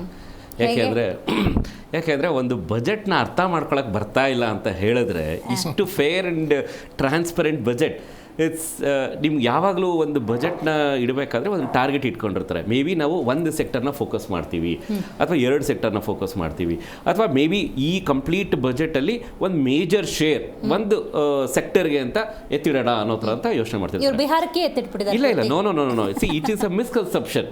ಅದು ನಾನು ಡೀಟೇಲಾಗಿ ಹೇಳ್ತೀನಿ ನಿಮಗೆ ಬೇಕಾದ್ರೆ. ಇಲ್ಲಿ ಈ ಬಜೆಟ್ ಇರೋವಂಥದ್ದು ಇನ್ವೆಸ್ಟಿಂಗ್ ಆನ್ ಪೀಪಲ್, ಬಿಕಾಸ್ ನಿಮ್ಗೆ ಏನಾಗುತ್ತೆ, ಕೆಲವೊಂದು ಇನ್ವೆಸ್ಟಿಂಗ್ ಆನ್ ಡೆವಲಪಿಂಗ್ ಇನ್ಫ್ರಾಸ್ಟ್ರಕ್ಚರ್ ಅಂತ ಇರುತ್ತೆ, ಕೆಲವೊಂದು ಸತಿ ಇನ್ವೆಸ್ಟಿಂಗ್ ಆನ್ ಇಂಪೋರ್ಟಿಂಗ್ ಸಮಥಿಂಗ್ ಅಂತ ಇರುತ್ತೆ. ಅದು ಮೇ ಬಿ ಟೆಕ್ನಾಲಜಿ ಇರ್ಬೋದು, what ever, defence system and so on ಅಂತೆಲ್ಲ. ಬಟ್ ಇಲ್ಲಿ totally they are focusing on people. ಅದರಲ್ಲಿ ಪೀಪಲ್ ಅಂತ ಬಂದಾಗ ನಮ್ಗೆ ಏನಾಗುತ್ತೆ, ನಿಮಗೆ ಈಗ poor people, middle class people and rich people. See rich people it doesn't make any senses, ಅವ್ರಿಗೆ it's not going to make any differences. So ಈ ಮಧ್ಯದಲ್ಲಿ ಈ ಮಿಡಲ್ ಕ್ಲಾಸ್ ಜನ ನಾವೇನು ಇರ್ತೀವಲ್ವಾ, ನಮ್ಮಂಥವ್ರಿಗೇನೆ ಇವ್ರು ಏನಾದರೂ ಒಂದು ಸೇವ್ ಮಾಡಿದ್ರೆ, ಅದು ಡೈರೆಕ್ಟ್ ಆಗಿರ್ಬೋದು, ಇಂಡೈರೆಕ್ಟ್ ಆಗಿರ್ಬೋದು, ಮಾಡ್ಬೋದು. That is going to help us in a way ಅನ್ನೋ ಥರ ಅಂತ ಇದೆ. ಸೊ ಈ ಟೈಮು ನಾವು ಅದರ ಕಂಪ್ಯಾರಿಸನ್ ಮಾಡ್ಕೊಳಕ್ಕೆ ಹೋದರೆ ಯಾವ್ಯಾವ ಸೆಕ್ಟರಲ್ಲಿ ಅವ್ರು ಇನ್ವೆಸ್ಟ್ ಮಾಡ್ಕೊಂಡು ಬರ್ತಾ ಇದ್ದಾರೆ, it's all focusing on the middle class people. So somewhere they are targeting that life style ಮತ್ತು ಒಂದು ಲೈಫ್ ಸ್ಟ್ಯಾಂಡರ್ಡ್ಸ್ ಅಂತ ನಾವು ಏನು ಹೇಳ್ತೀವಿ ಅದನ್ನು ಇಂಪ್ರೂವೈಸ್ ಮಾಡೋದಕ್ಕೆ ಈ ಸತಿ ಬಜೆಟ್ನ ಫೋಕಸ್ ಮಾಡಿದ್ದಾರೆ ಅಂತ ನಾನು ಹೇಳಕ್ಕೆ ಬಯಸ್ತೀನಿ. ಇನ್ನು ಎರಡನೇದು ಇವ್ರುಗಳು ಕಮೆಂಟ್ಸ್ ಮಾಡ್ತಾರೆ. ಇಲ್ಲಿ ಇವ್ರು ಗ್ಯಾರಂಟಿ ಕೊಡೋಕೆ ಅಂತ ಹೇಳ್ತಿದ್ದಾರೆ ಕರ್ನಾಟಕ ಸ್ಟೇಟ್ ಅವರು 60,000-70,000 ಕೋಟಿ ಎತ್ತಿಟ್ಟಿದ್ದಾರೆ. For what Joy? ನಿಮ್ಗೆ ಏನಾದ್ರು ಕರ್ನಾಟಕ ಉದ್ಧಾರ ಆಗುತ್ತಾ? ಅಲ್ಲಿ ಕರ್ನಾಟಕ ಜನ ಉದ್ಧಾರ ಆಗ್ತಾರಾ? ಏನು ಫೋಕಸ್ ಇಟ್ಕೊಂಡು ಇವ್ರು ಬಜೆಟ್ ಮಾಡ್ತಾ ಇದ್ದಾರೆ? 3,75,000 ಕೋಟಿ ಕರ್ನಾಟಕದ ಬಜೆಟ್ ಇದೆ. ಸೊ 3,75,000 ಕೋಟಿ ನಿಮಗೆ when you have a free hand, ನಿಮಗೆ ಕ್ಯಾಪೆಕ್ಸ್ ಇಲ್ಲ, ನಿಮಗೆ ಮೋರಲೆಸ್ ನೆಗೆಟಿವ್ ಅಲ್ಲಿ ಇದ್ದೀರಾ. ಇನ್ನು ಇನ್ಫ್ರಾಸ್ಟ್ರಕ್ಚರಲ್ ಡೆವಲಪ್ಮೆಂಟ್ಸ್ ಅಂತ ತಗೊಂಡ್ರೆ ಕಂಪ್ಲೀಟ್ಲಿ ಝೀರೋ. ಸೊ ಇನ್ನು ಬೇರೆ ಯಾವ ಸೆಕ್ಟರ್ ನೀವು ಫೋಕಸ್ ಮಾಡ್ತಾ ಇದ್ದೀರಾ ಅಂತ ಹೇಳಿದ್ರೆ ಯಾವ ಸೆಕ್ಟರಲ್ಲೂ ಫೋಕಸ್ ಇಲ್ಲ ಇವ್ರಿಗೆ. So comparing to Karnataka's budget and ಅವ್ರ ಐಡಿಯಾಲಜಿ ಹಿಂಗೆ ನಾವೊಂದು ಬಜೆಟ್ನ ಫೈನಾನ್ಷಿಯಲ್ ಬ್ಯಾಲೆನ್ಸ್ ಮಾಡ್ತೀವಿ ಅಂತ ಹೇಳೋದಾದ್ರೆ, ಈಗ ಅಲ್ಲಿ ಸೆಂಟ್ರಲ್ ಬಜೆಟ್ ಏನು ಮಾಡಿದ್ದಾರೆ, I think it's A fair budget. Fair budget ಹಿಂಗೆ ಅಂತ ತಗೊಂಡಾಗ ನಿಮಗೆ ಈಗ ಒಂದು ಪರ್ಸನಲ್ ಇನ್ಕಮ್ ಟ್ಯಾಕ್ಸ್, ಸೊ ಅದನ್ನು ನಾನು ಮತ್ತೆ ರಿಪೀಟ್ ಮಾಡೋದೇನು ಬೇಡ, up to 12 lakhs no tax ಅನ್ನೋ ಥರ ಅಂತ ಹೇಳ್ತಾ ಇದ್ದಾರೆ. ಸೊ ಅದು ಆ್ಯನ್ಯುವಲಿ ಈಗ ನಾವು ಹೇಳ್ಬೋದು ಏನ್ರಿ ಅದಷ್ಟು ಡಿಫ್ರೆನ್ಸ್ ಆಗ್ಬಿಡುತ್ತಾ ಅಂತ ನಾವು ಹೇಳ್ತೀವಿ. ಬಟ್ ನೀವು ಕ್ಯಾಲ್ಕುಲೇಷನ್ಸ್ ಕುತ್ಕೊಂಡು ಮಾಡಿದಾಗ ಮಂತ್ಲಿ ಎಕ್ಸ್ಪೆನ್ಸಸ್ ಏನಾಗುತ್ತೆ, ಅದರಲ್ಲಿ ಏನು ಸೇವಿಂಗ್ಸ್ ಆಗುತ್ತೆ, ಅಥವಾ ನನಗೆ ಡೈರೆಕ್ಟಾಗಿ ಕಣ್ಣು ಕಾಣಿಸೋ ಥರ ಏನೆಲ್ಲ ನನಗೆ ಸೇವಿಂಗ್ಸ್ ಆಗ್ತಾ ಇದೆ ಅನ್ನೋದನ್ನ ಆ್ಯಡ್ ಮಾಡ್ತಾ ಇಂಡೈರೆಕ್ಟಾಗಿ ಏನೆಲ್ಲ ನಂಗೆ ಸೇವಿಂಗ್ಸ್ ಆಗುತ್ತೆ ಅಂತ ಹೇಳಿದಾಗ 1 year ಮಾಡೋವಂಥ ಪ್ಲಾನ್ಸ್ಗಳು ಎಷ್ಟೋ ಜನ ಇರ್ತಾರೆ. ಲೈಕ್ ಫಾರ್ ಎಕ್ಸಾಂಪಲ್ ಒಂದು 50,000 ಸೇವ್ ಆಗುತ್ತೆ ಅಂತ ಹೇಳಿದ್ರೆ ಒಂದು ಆ್ಯನ್ಯುವಲಲ್ಲಿ ಒಂದು ಸ್ಕೂಲ್ ಫೀಸ್ ಕಟ್ಟಬೇಕು ಅಂತ ಹೇಳಿದ್ರೆ ಆ 50,000ದಲ್ಲಿ ನಾನು ಅದನ್ನು ಕಾಂಪನ್ಸೇಟ್ ಮಾಡ್ಕೊತೀನಿ ಅನ್ನೋ ರೀತಿಲಿ ಯೋಚನೆ ಮಾಡ್ತಾರೆ. ಇಲ್ಲ ಕೆಲವ್ರು ಏನು ಮಾಡ್ತಾರೆ, ನಾವು ಇರೋ ಒಂದು ಅಫೋರ್ಡ್ ಮಾಡ್ಬಿಟ್ಟು ಒಂದು ಟ್ರಾವೆಲಿಂಗ್ ಮಾಡೋಣ. ಫಾರ್ ಇನ್ಸ್ಟೆನ್ಸ್ ನಮ್ಮ ಈ ವರ್ಷದ ಆ್ಯನ್ಯುವಲ್ ಬಜೆಟಲ್ಲಿ ಐ ಕೆನಾಟ್ ಅಫೋರ್ಡ್ ಟ್ರಾವೆಲಿಂಗ್ ಅಂತ ಎಷ್ಟೋ ಜನ ಅನ್ಕೊಂಡಿರ್ತಾರೆ. ಸೊ ಈಗ ಎಲ್ಲೋ ಒಂದು ಕಡೆ ಒಂದು 10,000 20,000 ಸೇವ್ ಆಯಿತು ಅಂತ ಹೇಳಿದ್ರೆ ನಾನೊಂದು ಟ್ರಾವೆಲಿಂಗ್ ಪ್ಲಾನ್ ಮಾಡ್ಕೊತೀನಿ ಅಂತ ಪ್ಲಾನ್ ಮಾಡ್ಕೊತಾರೆ. ಸೊ ಈ ರೀತಿ ನಿಮಗೆ ಪರ್ಸನಲ್ ಇನ್ಕಮ್ ಟ್ಯಾಕ್ಸ್ ಸೇವ್ ಆಗ್ತಾ ಇದೆ. ಇನ್ನು ಬೇರೆ ಬೇರೆ ವಿಚಾರದಲ್ಲಿ ಅಂತ ನಾವು ತಗೊಳ್ಳೋದಾದ್ರೆ ಈಗ ಬಿಹಾರ ವಿಚಾರ ಎತ್ಕೊಂಡು ಮಾತಾಡೋಣ. ಅಲ್ಲಿ ಬರ್ತೀನಿ, ನಾನು ಬಿಹಾರದ ಬಗ್ಗೆ ಟಚ್ ಮಾಡ್ತೀನಿ. ನೋಡಿ, ಇಲ್ಲಿ ಬಹಳ ಮುಖ್ಯವಾಗಿ ಕರ್ನಾಟಕ ಕಾಂಗ್ರೆಸ್ ಉಲ್ಲೇಖ ಮಾಡ್ತಿರೋದು ನಮ್ಮ ಮೆಟ್ರೋ. ನಾನು ಆಗಲೇ ಹೇಳಿದೆ, ಏಷ್ಯಾದಲ್ಲಿ ಬೆಂಗಳೂರು ಹೆಸರನ್ನು ಮಾಡಿರುತ್ತೆ. ಪಾಸಿಟಿವ್ ನೋಟಲ್ಲಿ ನೋಡ್ತಾ ಹೋಗೋದಾದರೆ ಅದೇ ಬೆಂಗಳೂರು ಟ್ರಾಫಿಕ್ನಂಥ ಹಲವಾರು ಸಮಸ್ಯೆಗಳಿಂದ ತತ್ತರಿಸಿದೆ ಅನ್ನೋದಾದರೆ ಒಂದು ಸೂಕ್ತ ಅನುದಾನ ಕರ್ನಾಟಕಕ್ಕೆ ಬಂತು ಅಂತ ಹೇಳಿದ್ರೆ ಇಲ್ಲಿನ ಸಮಸ್ಯೆಗಳನ್ನು ಬಗೆಹರಿಸ್ಬೋದು. ಸ್ಪೆಷಲಿ ನಮ್ಮ ಮೆಟ್ರೋ ಅಂದಾಗ ಹಿಂಗಾಗ್ಬಿಡ್ತಲ್ಲ ಅನ್ನುವಂಥ ಅಸಮಾಧಾನ. ಭದ್ರಾ ಮೇಲ್ದಂಡೆ ಅದಕ್ಕೆ ಸಂಬಂಧಪಟ್ಟಂತೆ, ಮೇಕೆದಾಟು ಇದಕ್ಕೆ ಸಂಬಂಧಪಟ್ಟಂತೆ ನೋ ಯೂಸ್. ಈ ಬಜೆಟ್ ನಮಗೆ ನಿರಾಶಾದಾಯಕ ಅನ್ನುವಂಥದ್ದು ಒಂದು ಭಾಗ ಕರ್ನಾಟಕದ ಕಾಂಗ್ರೆಸ್ ನಾಯಕರ ಅಸಮಾಧಾನ. ಇದನ್ನು ಪಕ್ಕಕ್ಕಿಡೋದಾದರೆ ಬಜೆಟ್ ರಿಷಿಕ್ ಅವರು ಮತ್ತು ಯದುಕುಮಾರ್ ಗೌಡರು, ಸುದರ್ಶನ್ ಅವರು ಹೇಳಿದಾಗೆ ಟ್ರಾನ್ಸ್ಪರೆಂಟ್ ಆಗಿದೆ, which is visible. And same time ಮಧ್ಯಮ ವರ್ಗ ಅಥವಾ ಲೋವರ್ ಮಿಡಲ್ ಕ್ಲಾಸ್ ಅಂದ ಸಂದರ್ಭದಲ್ಲೂ ಕೂಡ ಅವರಿಗಿದು ಆಶಾದಾಯಕವಾಗಿದೆ ಅನ್ನೋದನ್ನು ನಾವಿಲ್ಲಿ ಗಮನಿಸಬೇಕಾಗತ್ತೆ. Tax benefit. ಥರ್ಡ್ ಪಾಯಿಂಟ್, ಹಲವಾರು ಸಂದರ್ಭಗಳಲ್ಲಿ ಡಿಜಿಟಲ್ ಅಥವಾ ತಂತ್ರಜ್ಞಾನ ಅನ್ನೋದು ದೊಡ್ಡ ಮಟ್ಟಕ್ಕೆ ಓಡ್ತಾ ಇರುವ ಸಂದರ್ಭದಲ್ಲಿ ಪೋಸ್ಟ್ ಆಫೀಸ್ ಬಗ್ಗೆ NDA ಸರ್ಕಾರ ಫೋಕಸ್ ಮಾಡಿದೆ. ಸ್ಪೆಷಲಿ ನಿರ್ಮಲಾ ಸೀತಾರಾಮನ್ ಅವರು ಈ ಪೋಸ್ಟ್ ಆಫೀಸನ್ನು ಅಪ್ಗ್ರೇಡ್ ಮಾಡುವಂಥ ನಿಟ್ಟಿನಲ್ಲಿ, ನೀವು ಇವತ್ತು ಗ್ರಾಮೀಣ ಭಾಗಕ್ಕೆ ಹೋಗಿ ಅಮೆಝಾನ್, ಫ್ಲಿಪ್ಕಾರ್ಟ್ ಅಥವಾ ಯಾವುದೇ ರೀತಿಯ ಒಂದು ಸರ್ವಿಸ್ ಅನ್ನೋದು ಲಭ್ಯವಾಗೋದಿಲ್ಲ. ಈ ಪೋಸ್ಟ್ ಆಫೀಸ್ ಅಲ್ಲಿನ ಸ್ಟ್ರೆಂತ್, ಅಲ್ಲಿನ ಟೆಕ್ನಾಲಜಿ, ಅಲ್ಲಿರುವಂಥ ಪೋಸ್ಟ್ ಮಾಸ್ಟರ್ನ ಕೂಡ ಇಲ್ಲಿ ಸದ್ಬಳಕೆ ಮಾಡಿಕೊಳ್ಳುವಂಥ ಬಹುದೊಡ್ಡ ಯೋಚನೆ ಇದೆ. ಸೊ ಅದ್ರ ಬಗ್ಗೆ ಡೀಟೇಲ್ ಆಗಿ ನಾವು ಮಾತಾಡೋಣ. ನೋಡಿ, ಇಲ್ಲಿ ಅಸಮಾಧಾನ ಕರ್ನಾಟಕಕ್ಕೆ ಹೇಗಾಗ್ತಿದೆ ಅಂತ ಹೇಳಿದ್ರೆ ನಾವಿಲ್ಲಿ ತುಂಬ ಸೂಕ್ಷ್ಮವಾಗಿ ಗಮನಿಸಬೇಕಾಗುತ್ತೆ. ಗಂಭೀರ ವಿಚಾರ. ಟ್ಯಾಕ್ಸ್ ಕಲೆಕ್ಷನ್ ಅಂದಾಗ ಸೆಕೆಂಡ್ ಪ್ಲೇಸಲ್ಲಿ ನಾವಿದ್ದೀವಿ. ಅತ್ಯದ್ಭುತವಾದಂಥ ತೆರಿಗೆಯನ್ನು ಕಲೆಕ್ಟ್ ಮಾಡಿ ಕೇಂದ್ರಕ್ಕೆ ಕೊಡ್ತೀವಿ, ಬಟ್ ರಿಟರ್ನ್ ವಿಷಯದಲ್ಲಿ ಆಗ್ತಿರುವಂಥ ಅನ್ಯಾಯವನ್ನೇ ನಾವು ಸಹಿಸ್ಕೊಳ್ಳೋಕ್ಕಾಗ್ತಾ ಇಲ್ಲ. ಇದರ ನಡುವೆ ನೋಡಿ, ಭಾಳ ಮುಖ್ಯವಾಗಿ ಬಜೆಟ್ ಅಂದಾಗ ನಮ್ಮನ್ನು ಪರಿಗಣಿಸೋದೇ ಇಲ್ಲ ಅಂಥೇಳಿ ಸುದರ್ಶನ್ ಅವರೇ ನೀವು ಹೇಳಬೇಕು. 52,000 ಕೋಟಿ ರೂಪಾಯಿನ ಪ್ರತಿ ಸಲ ಗ್ಯಾರಂಟಿಗೆ ವಿನಿಯೋಗಿಸೋದ್ರ ನಡುವೆ ಇನ್ನು 3 ವರ್ಷದ ಅವಧಿ ಅಂತ ಹೇಳಿದ್ರೆ ಇದು ಎಕ್ಸ್ಟ್ರೀಮ್ ಲೆವೆಲ್ ಆಫ್ ಅಮೌಂಟು. ಆ ಅಮೌಂಟನ್ನೇ ಹಲವಾರು ಯೋಜನೆಗಳಿಗೆ ಉಪಯೋಗಿಸ್ಬೋದಾಗಿತ್ತು. ಆ ವಿಷಯದಲ್ಲೇ ಫೇಲ್ ಆಗಿರುವಂಥ ಕಾಂಗ್ರೆಸ್ ಇವತ್ತು ಟೀಕೆ ಮಾಡ್ತಿದೆ ಅಂತ BJP ನಾಯಕರು ಟೀಕೆ ಮಾಡ್ತಿದ್ದಾರೆ. ಏನಂತೀರಿ ಮ್ಯಾಮ್? ತಿರ್ಗಾ ನಾನು ಮುಂಚೆನೇ ಹೇಳ್ದಂಗೆ 1.5 crore interest free for 50 years. ಇದೇ ಕಾಂಗ್ರೆಸ್ ಗೌರ್ಮೆಂಟಲ್ಲಿ ಇನ್ಯಾವುದೇ ಗೌರ್ಮೆಂಟ್ ಬಂದ್ರು ಬೇರೆ ರಾಜ್ಯಕ್ಕೆ ಎಲ್ಲ ರಾಜ್ಯಕ್ಕೂ ಇಡೀ ಇಂಡಿಯಾ ಕೊಟ್ಟಿರೋದು. ಸ್ಪೆಸಿಫಿಕ್ ಫಾರ್ ಕರ್ನಾಟಕ ಅಂತ ಎಲ್ಲೂ ಕೊಟ್ಟಿಲ್ಲ ಅವರು. ಇಡೀ ಇಂಡಿಯಾಗಂತ ಕೊಟ್ಟಿರೋಂಥ ಅನುದಾನ ಇದು. ಇದರಲ್ಲಿ ಅವರು ಐದೂ ಕಮ್ಮಿ ಅಂತ ನನಗೆ ಅದಕ್ಕೆ ಏನಂತ ಉತ್ತರ ಕೊಡಬೇಕು ನನಗೆ ಅರ್ಥ ಆಗಲ್ಲ. ಏನಕ್ಕೆ ಅಂದರೆ ಇದು ಏನಂತ ಕೊಟ್ಟಿದ್ದಾರೆ, 50 years interest free for what? Capital expenditure and for other reforms. Capital expenditure ಅಂದರೆ ಏನು? ಫಾರ್ ಬಿಲ್ಡಿಂಗ್ ಆಫ್ ಏನೋ ಪಬ್ಲಿಕ್ ಇನ್ಫ್ರಾಸ್ಟ್ರಕ್ಚರ್ ಆಗಿರ್ಬೋದು, ಅಸೆಟ್ ಕ್ರಿಯೇಷನ್ಸ್ಗೆ ಆಗಿರ್ಬೋದು, ಏನಕ್ಕಾದ್ರೂ ಯೂಸ್ ಮಾಡ್ಕೋಬೋದು. ಇನ್ನು ಅದಕ್ಕೂ ನಮ್ಮ ಹತ್ರ ದುಡ್ಡಿಲ್ಲ, ದುಡ್ಡು ಕೊಡಿ, ಇನ್ನು ಇದಕ್ಕಿಂತ ಇನ್ನೇನು ಖರ್ಚು ಮಾಡ್ತಾರೆ? ಇಂಟ್ರೆಸ್ಟ್ ಇಲ್ವಾ? ಇಂಟ್ರೆಸ್ಟ್ ಅಲ್ಲಿ ಅವ್ರಿಗೆ ಸೇವ್ ಆಯ್ತಾ? 50 ಇಯರ್ಸಾ? ಅದು ಇದೇ ಗೌರ್ಮೆಂಟ್ ನೆಕ್ಸ್ಟ್ ಯಾವುದೇ ಗೌರ್ಮೆಂಟ್ ಬಂದರೂ ಈ ಗೌರ್ಮೆಂಟ್ ವಾಪಸ್ಕೋಬೇಕು, ಆ ಥರ ಪ್ಲಾನ್ ಆಗಿದೆ ಇದು. ಯಾಕಂದರೆ ಮೋದಿ ಥರ್ಡ್ ಟರ್ಮಲ್ಲಿ ಇಂಥ ಒಂದು ಸ್ಕೀಮ್ ಬಂದಿತ್ತು ನಮಗೆ, ಅದನ್ನ ನಾವು ಯೂಸ್ ಮಾಡ್ಕೊತಾ ಇದ್ದೀವಿ. ಇದಕ್ಕೆ ಅವರು ನೆಕ್ಸ್ಟ್ ಅವರು ಯಾವ ಥರ ಎಕ್ಸ್ಪೆನ್ಸ್ ಮಾಡ್ತಾರೆ ಅನ್ನೋದ್ರ ಮೇಲೆ ನಾವು ನಿಂತ್ಕೋಬೇಕಾಗತ್ತೆ. ನೆಕ್ಸ್ಟ್ ಇನ್ನೊಂದು ಮುಖ್ಯವಾದ ಇನ್ನೊಂದು, ಹೊಸದಾಗಿ ಯಾರಾದರೂ ಉದ್ಯಮಗಳನ್ನ ಸ್ಟಾರ್ಟ್ ಮಾಡ್ತಾರೆ ಅನ್ನೋದಾದ್ರೆ ಆ ಬಜೆಟ್ ಅಮೌಂಟ್ ಜಾಸ್ತಿ ಆಗಿದೆ. ಹೌದು, ಸೆಕ್ಟರ್ಸ್ನ ಅವರು ಜಾಸ್ತಿ ಮಾಡ್ಕೊಂಡು MSME ಇದೊಂಥರ ಬ್ಲೆಸ್ಸಿಂಗ್ ಇನ್ ಡಿಸ್ಗೈಸ್ ಇದು. ಏನಕ್ಕೆ ಗೊತ್ತಾ, MSME ಸೆಕ್ಟರ್ಸ್ ಅಲ್ಲಿ ಮುಂಚೆ ಎಷ್ಟು ಏನೋ ಸೆಕ್ಟರ್ಸ್ಗಳಿತ್ತಲ್ಲ, ಏನೋ ಎಂಟಿಟೀಸ್ ಇತ್ತಲ್ಲ, ಇವಾಗ ಏನು ಮಾಡಿದ್ದಾರೆ ಅಂದರೆ ಟರ್ನ್ ಓವರ್ ಲಿಮಿಟ್ನ ಜಾಸ್ತಿ ಮಾಡ್ಬಿಟ್ಟಿದ್ದಾರೆ. Up to 500 crores they will be considered as MSME. Okay. So majority of the bracket ಇದಕ್ಕೆ ಬಂದ್ಬಿಡ್ತಾ 7.5 crores ಯುವಕರನ್ನ ಇದನ್ನ ಸೇರಿಸಿರೋದು. It is more than 36% MSME spend ಮಾಡ್ತಾರೆ. ಸೊ ಇದಕ್ಕೆ ಕರ್ನಾಟಕ ಕೊಡ್ತಾ ಇಲ್ಲ ಅಂತನ ಅಂದರೆ ಇದನ್ನೆಲ್ಲ because Karnataka is a technology hub. ಎಲ್ಲ ಟೆಕ್ನಾಲಜಿ ನಡೆಯೋದೇ ಇಲ್ಲಿ. ಕರ್ನಾಟಕ ಆಂಟ್ರಪ್ರಿನರ್ಸ್ ಜಾಸ್ತಿ ಇದ್ದಾರೆ, ಎಂಪ್ಲಾಯೀಸ್ ಜಾಸ್ತಿ ಇದ್ದಾರೆ. ಅವ್ರು ಅದರಿಂದ ಏನಾಗತ್ತೆ, ಅವ್ರಿಗೆ ಟ್ಯಾಕ್ಸ್ ಬೆನಿಫಿಟ್ ಅವ್ರಿಗೆ ಜಾಸ್ತಿ ಆಗ್ತಾರೆ. Okay, right. ನಂಗೆ ಇನ್ನೊಂದು ಪಾಯಿಂಟ್ ಹೇಳಿ, ಅಂದರೆ ಸ್ವಲ್ಪ ಅರ್ಥ ಆಗೋಗಿ. ಈಗ ಹಿರಿಯ ನಾಯಕರಿಗೆ TDS ವಿನಾಯಿತಿ 50,000ದಿಂದ 1 ಲಕ್ಷಕ್ಕೆ ಏರಿಕೆ ಆಗಿದೆ. ಇದ್ರ ಬಗ್ಗೆ ಅವ್ರಿಗೆ ವೆಲ್ಕಮ್ ಮುತ್ತಾನೆ, ಅವ್ರಿಗೇನು ಟ್ಯಾಕ್ಸ್ ಕಟ್ಟೋಸ್ಬೇಕಾಗಿರಲ್ಲ. ಎಷ್ಟೊಂದು ನಮಗೆ ಸೀನಿಯರ್ ಸಿಟಿಸನ್ಸ್ TDS ಮಾಡ್ಬಿಟ್ಟಿದ್ದಾರೆ, ಸರ್ ನನಗೆ ಫೈಲ್ ಮಾಡ್ಕೊಡಿ, ಯಾಕೆಂದ್ರೆ ಇದಾಗಲ್ಲ ಅಂತ. ಸೊ ಈಗ TDS ಅಂತ ತಲೆನೋವೇ ಇರಲ್ಲ ಅವ್ರಿಗೆ. ಸ್ಮಾಲ್ ಅಮೌಂಟ್ಸ್ಗಳು TDS ಮಾಡ್ತಾ ಇದ್ರು ಬ್ಯಾಂಕ್ನವರು. ಈಗ ಅದನ್ನ ತಲೆನೋವೇ ಇರಲ್ಲ ಅವ್ರಿಗೆ, ರಿಟರ್ನ್ಸ್ ಫೈಲ್ ಮಾಡೋದಂತ ಅವಶ್ಯಕತೆನೇ ಇರಲ್ಲ. ಇನ್ನು ಮೊದಲ ವರ್ಷ ಅಂದಾಗ ಸೂಕ್ಷ್ಮ ಉದ್ಯಮಗಳಲ್ಲಿ 10 ಲಕ್ಷದವರೆಗೆ ಕ್ರೆಡಿಟ್ ಕಾರ್ಡ್, ಇದ್ರ ಬಗ್ಗೆ ಕ್ರೆಡಿಟ್ ಕಾರ್ಡ್ ಅಂತ ಅಂದ್ರೆ ಏನಕ್ಕೆ ತಗೊಂತೀವಿ ಕ್ರೆಡಿಟ್ ಕಾರ್ಡ್ ನಾವು? When there is no capital influx ಆದಾಗ ನಾವು ಕ್ಯಾಪಿಟಲ್ಗೋಸ್ಕರ ಇನ್ನೊಂದು ಕಾರ್ಡ್ ತಗೊಂಡಾಗ, so it is going to be net ಜಾಸ್ತಿ ಆಗತ್ತೆ ಅವ್ರಿಗೆ, ಸ್ಪೆಂಡಿಂಗ್ ಕೆಪಾಸಿಟಿ ಜಾಸ್ತಿ ಆಗುತ್ತೆ. ಸ್ಪೆಂಡಿಂಗ್ ಕೆಪಾಸಿಟಿ ಜಾಸ್ತಿ ಆದಾಗ ಏನು ಜಾಸ್ತಿ ಆಗುತ್ತೆ? ಇನ್ಕಮ್ ಜಾಸ್ತಿ ಆಗುತ್ತೆ. ರೈಟ್. ಇನ್ನೊಂದು ಮಾತನ್ನು ಹೇಳ್ತಾರೆ, ಇದು ನೀವು ಪಾಸಿಟಿವ್ ನೋಟಲ್ಲಿ ಯಾವ ಥರ ನಾವು ಬಜೆಟನ್ನು ಅರ್ಥೈಸ್ಕೊಂಡಿದ್ದೀವಿ, ವೆಲ್ ಆ್ಯಂಡ್ ಫೈನ್. ನಮ್ಮ ರಾಮಲಿಂಗಾರೆಡ್ಡಿ ಅವರು ಹೇಳಿದ್ದಾರೆ, ಕೇಂದ್ರ ಸರ್ಕಾರದ ಸಾಧನೆ ಏನು ಅಂತ ಹೇಳಿದ್ರೆ ಸಾಲ ಮಾಡಿರೋದೇ ಸಾಧನೆ ಅಂತ. ಇದನ್ನೆಲ್ಲ ಬಜೆಟನ್ನ ವಿನಿಯೋಗಿಸೋದಕ್ಕೆ ಸಾಲ ಮಾಡಿರೋದೇ ಸಾಧನೆ. ಸಾಲ ಎಲ್ಲಿ? ಈಗ ಸಾಲ ಮಾಡಿದ್ರು ನಮಗೆ ತಾನೇ ಯೂಸ್ ಮಾಡ್ತಾ ಇರೋದು ಅವರು, ಅವ್ರ ಮೇಲೆ ಯೂಸ್ ಮಾಡ್ಕೊಂತ ಇಲ್ವಲ್ಲ. For the benefit of the people of India they have done the loans. Okay, done. Yadukumar ಗೌಡ್ರು ಹೇಳಬೇಕು 3 ಕಮೆಂಟು. ಆಗಲೇ ಶಶಿ ತರೂರ್ ಅವ್ರದ್ದು ಹೇಳಿದೆ, ರಾಹುಲ್ ಗಾಂಧಿ ಅವರು ಹೇಳಿದೆ, ಸಾರಿಗೆ ಸಚಿವ ರಾಮಲಿಂಗಾರೆಡ್ಡಿ ಅವರು ಕೇಂದ್ರ ಸರ್ಕಾರದ ಸಾಧನೆ ಏನು ಅಂತ ಹೇಳಿದ್ರೆ ಸಾಲ ಮಾಡಿರೋದು. ಏನಂತೀರಿ ಮೇಡಮ್? ಈಗ ರಾಹುಲ್ ಗಾಂಧಿ ಅವ್ರ ಬಗ್ಗೆ ಹೇಳ್ಬೇಕಂತಾಗ ಓಂಡ್ ಅಂತ ಹೇಳಿದ್ದಾರೆ. ಒಂದು ಪ್ರತಿ ಸತಿ ಅವ್ರಿಗೆ ಮತ್ತೆ ಪ್ರಶ್ನೆ ಮಾಡ್ಕೋಬೇಕಾಗತ್ತೆ, ಭಾರತ ದೇಶಕ್ಕೆ ಹೊರಗಡೆ ಹೋಗಿ ಭಾರತವನ್ನು ಓಂಡ್ ಮಾಡ್ತಾ ಇರೋರು ಯಾರು, ಯಾರ ಜೊತೆ ಯಾರು ಓಂಡ್ ಮಾಡ್ತಾ ಇದಾರೆ ಅನ್ನೋದನ್ನ ಅವ್ರು ಪ್ರಶ್ನೆ ಮಾಡ್ಕೋಬೇಕಾಗತ್ತೆ. ಜನರಿಗೆ ಇದ್ದಿರುತ್ತೆ. ಯಾಕಂದ್ರೆ ಯಾರು ತನ್ನ ದೇಶನ ಪ್ರೀತಿಸ್ತಾರೋ ಅವ್ರು ಹೋಗಿ ಹೊರಗಡೆ ದೇಶದಲ್ಲಿ ಹೋಗಿ ದೇಶದ ಮಾನ ಮರ್ಯಾದೆನ ಕಳೆಯುವಂಥದ್ದಾಗ್ಲಿ, ದೇಶದ ಬಗ್ಗೆ ಮಾತಾಡೋದಂಥದ್ದಾಗ್ಲಿ ಅದಲ್ಲ. ಮತ್ತೆ ಸರ್, ಟ್ಯಾಕ್ಸ್ ಡೆವಲ್ಯೂಷನ್ಸ್ ಬಗ್ಗೆ ತಾವು ಮಾತಾಡ್ತಾ ಇದ್ರಿ ಮೇಡಮ್. ಒಂದು ಮಾಹಿತಿ ನೋಡಿ, ಟ್ಯಾಕ್ಸ್ ಡೆವಲ್ಯೂಷನ್ಸ್ 2004 ಇಂದ 2014 ಅಂದ್ರೆ UPA 1 and 2 ಇರಬೇಕಾದಾಗ ಟ್ಯಾಕ್ಸ್ ಡೆವಲ್ಯೂಷನ್ಸ್ ಕರ್ನಾಟಕಕ್ಕೆ ಬಂದಿದ್ದಂಥದ್ದು 81,791 ಕೋಟಿ. ಒಂದು ಅದೇ NDA ಸರ್ಕಾರ 2014ರಿಂದ 2024ರಲ್ಲಿ 2,95,818 ಕೋಟಿ, 268% ಇನ್ಕ್ರೀಸ್. ಅಂದ್ರೆ ರಾಜ್ಯಕ್ಕೆ ಬರ್ತಾ ಇರುವಂತದ್ದನ್ನ ಯಾಕೆ ಅಂದ್ರೆ ಇವ್ರು ಕೆಲಸ ಮಾಡಕ್ ಆಗ್ತಾ ಇಲ್ಲ, ಇವ್ರು ಯುಟಿಲೈಸೇಷನ್ ಸರ್ಟಿಫಿಕೇಟ್ ಕೊಡ್ತಾ ಇಲ್ಲ. ಸೊ ಇವ್ರು ಕೆಲಸ ಮಾಡದೇ ಇದ್ಮೇಲೆ ಯಾರ ಮೇಲೆ ಹಾಕ್ಬೇಕು? ಕೇಂದ್ರದ ಮೇಲೆ ಹಾಕ್ಬೇಕು.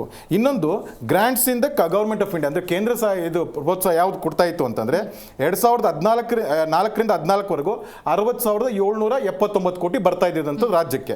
ಅದೇ NDA ಬಂದಾದ್ಮೇಲೆ 2,36,955 ಕೋಟಿ, 290% ಇನ್ಕ್ರೀಸ್. ಸೊ ಇಲ್ಲಿ ಅನುದಾನ ಬರ್ತಾ ಇರೋದು ಸರಿ ಇದೆ ಮೇಡಮ್ ಅಲ್ಲಿ, ಆದ್ರೆ ನಾವ್ ಹೇಗೆ ಬಳಕೆ ಮಾಡ್ಕೊಂತಾ ಇದ್ದೀವಿ, ನಾವು ಬಳಕೆ ಮಾಡ್ಕೊಂತಾ ಇರೋ ಇದರಲ್ಲಿ ಹಿಂದುಳಿದಿರೋದ್ರಿಂದ ಅದನ್ನ ಕೇಂದ್ರ ಸರ್ಕಾರದ ಮೇಲೆ ಹಾಕುವಂತದ್ದಲ್ಲ.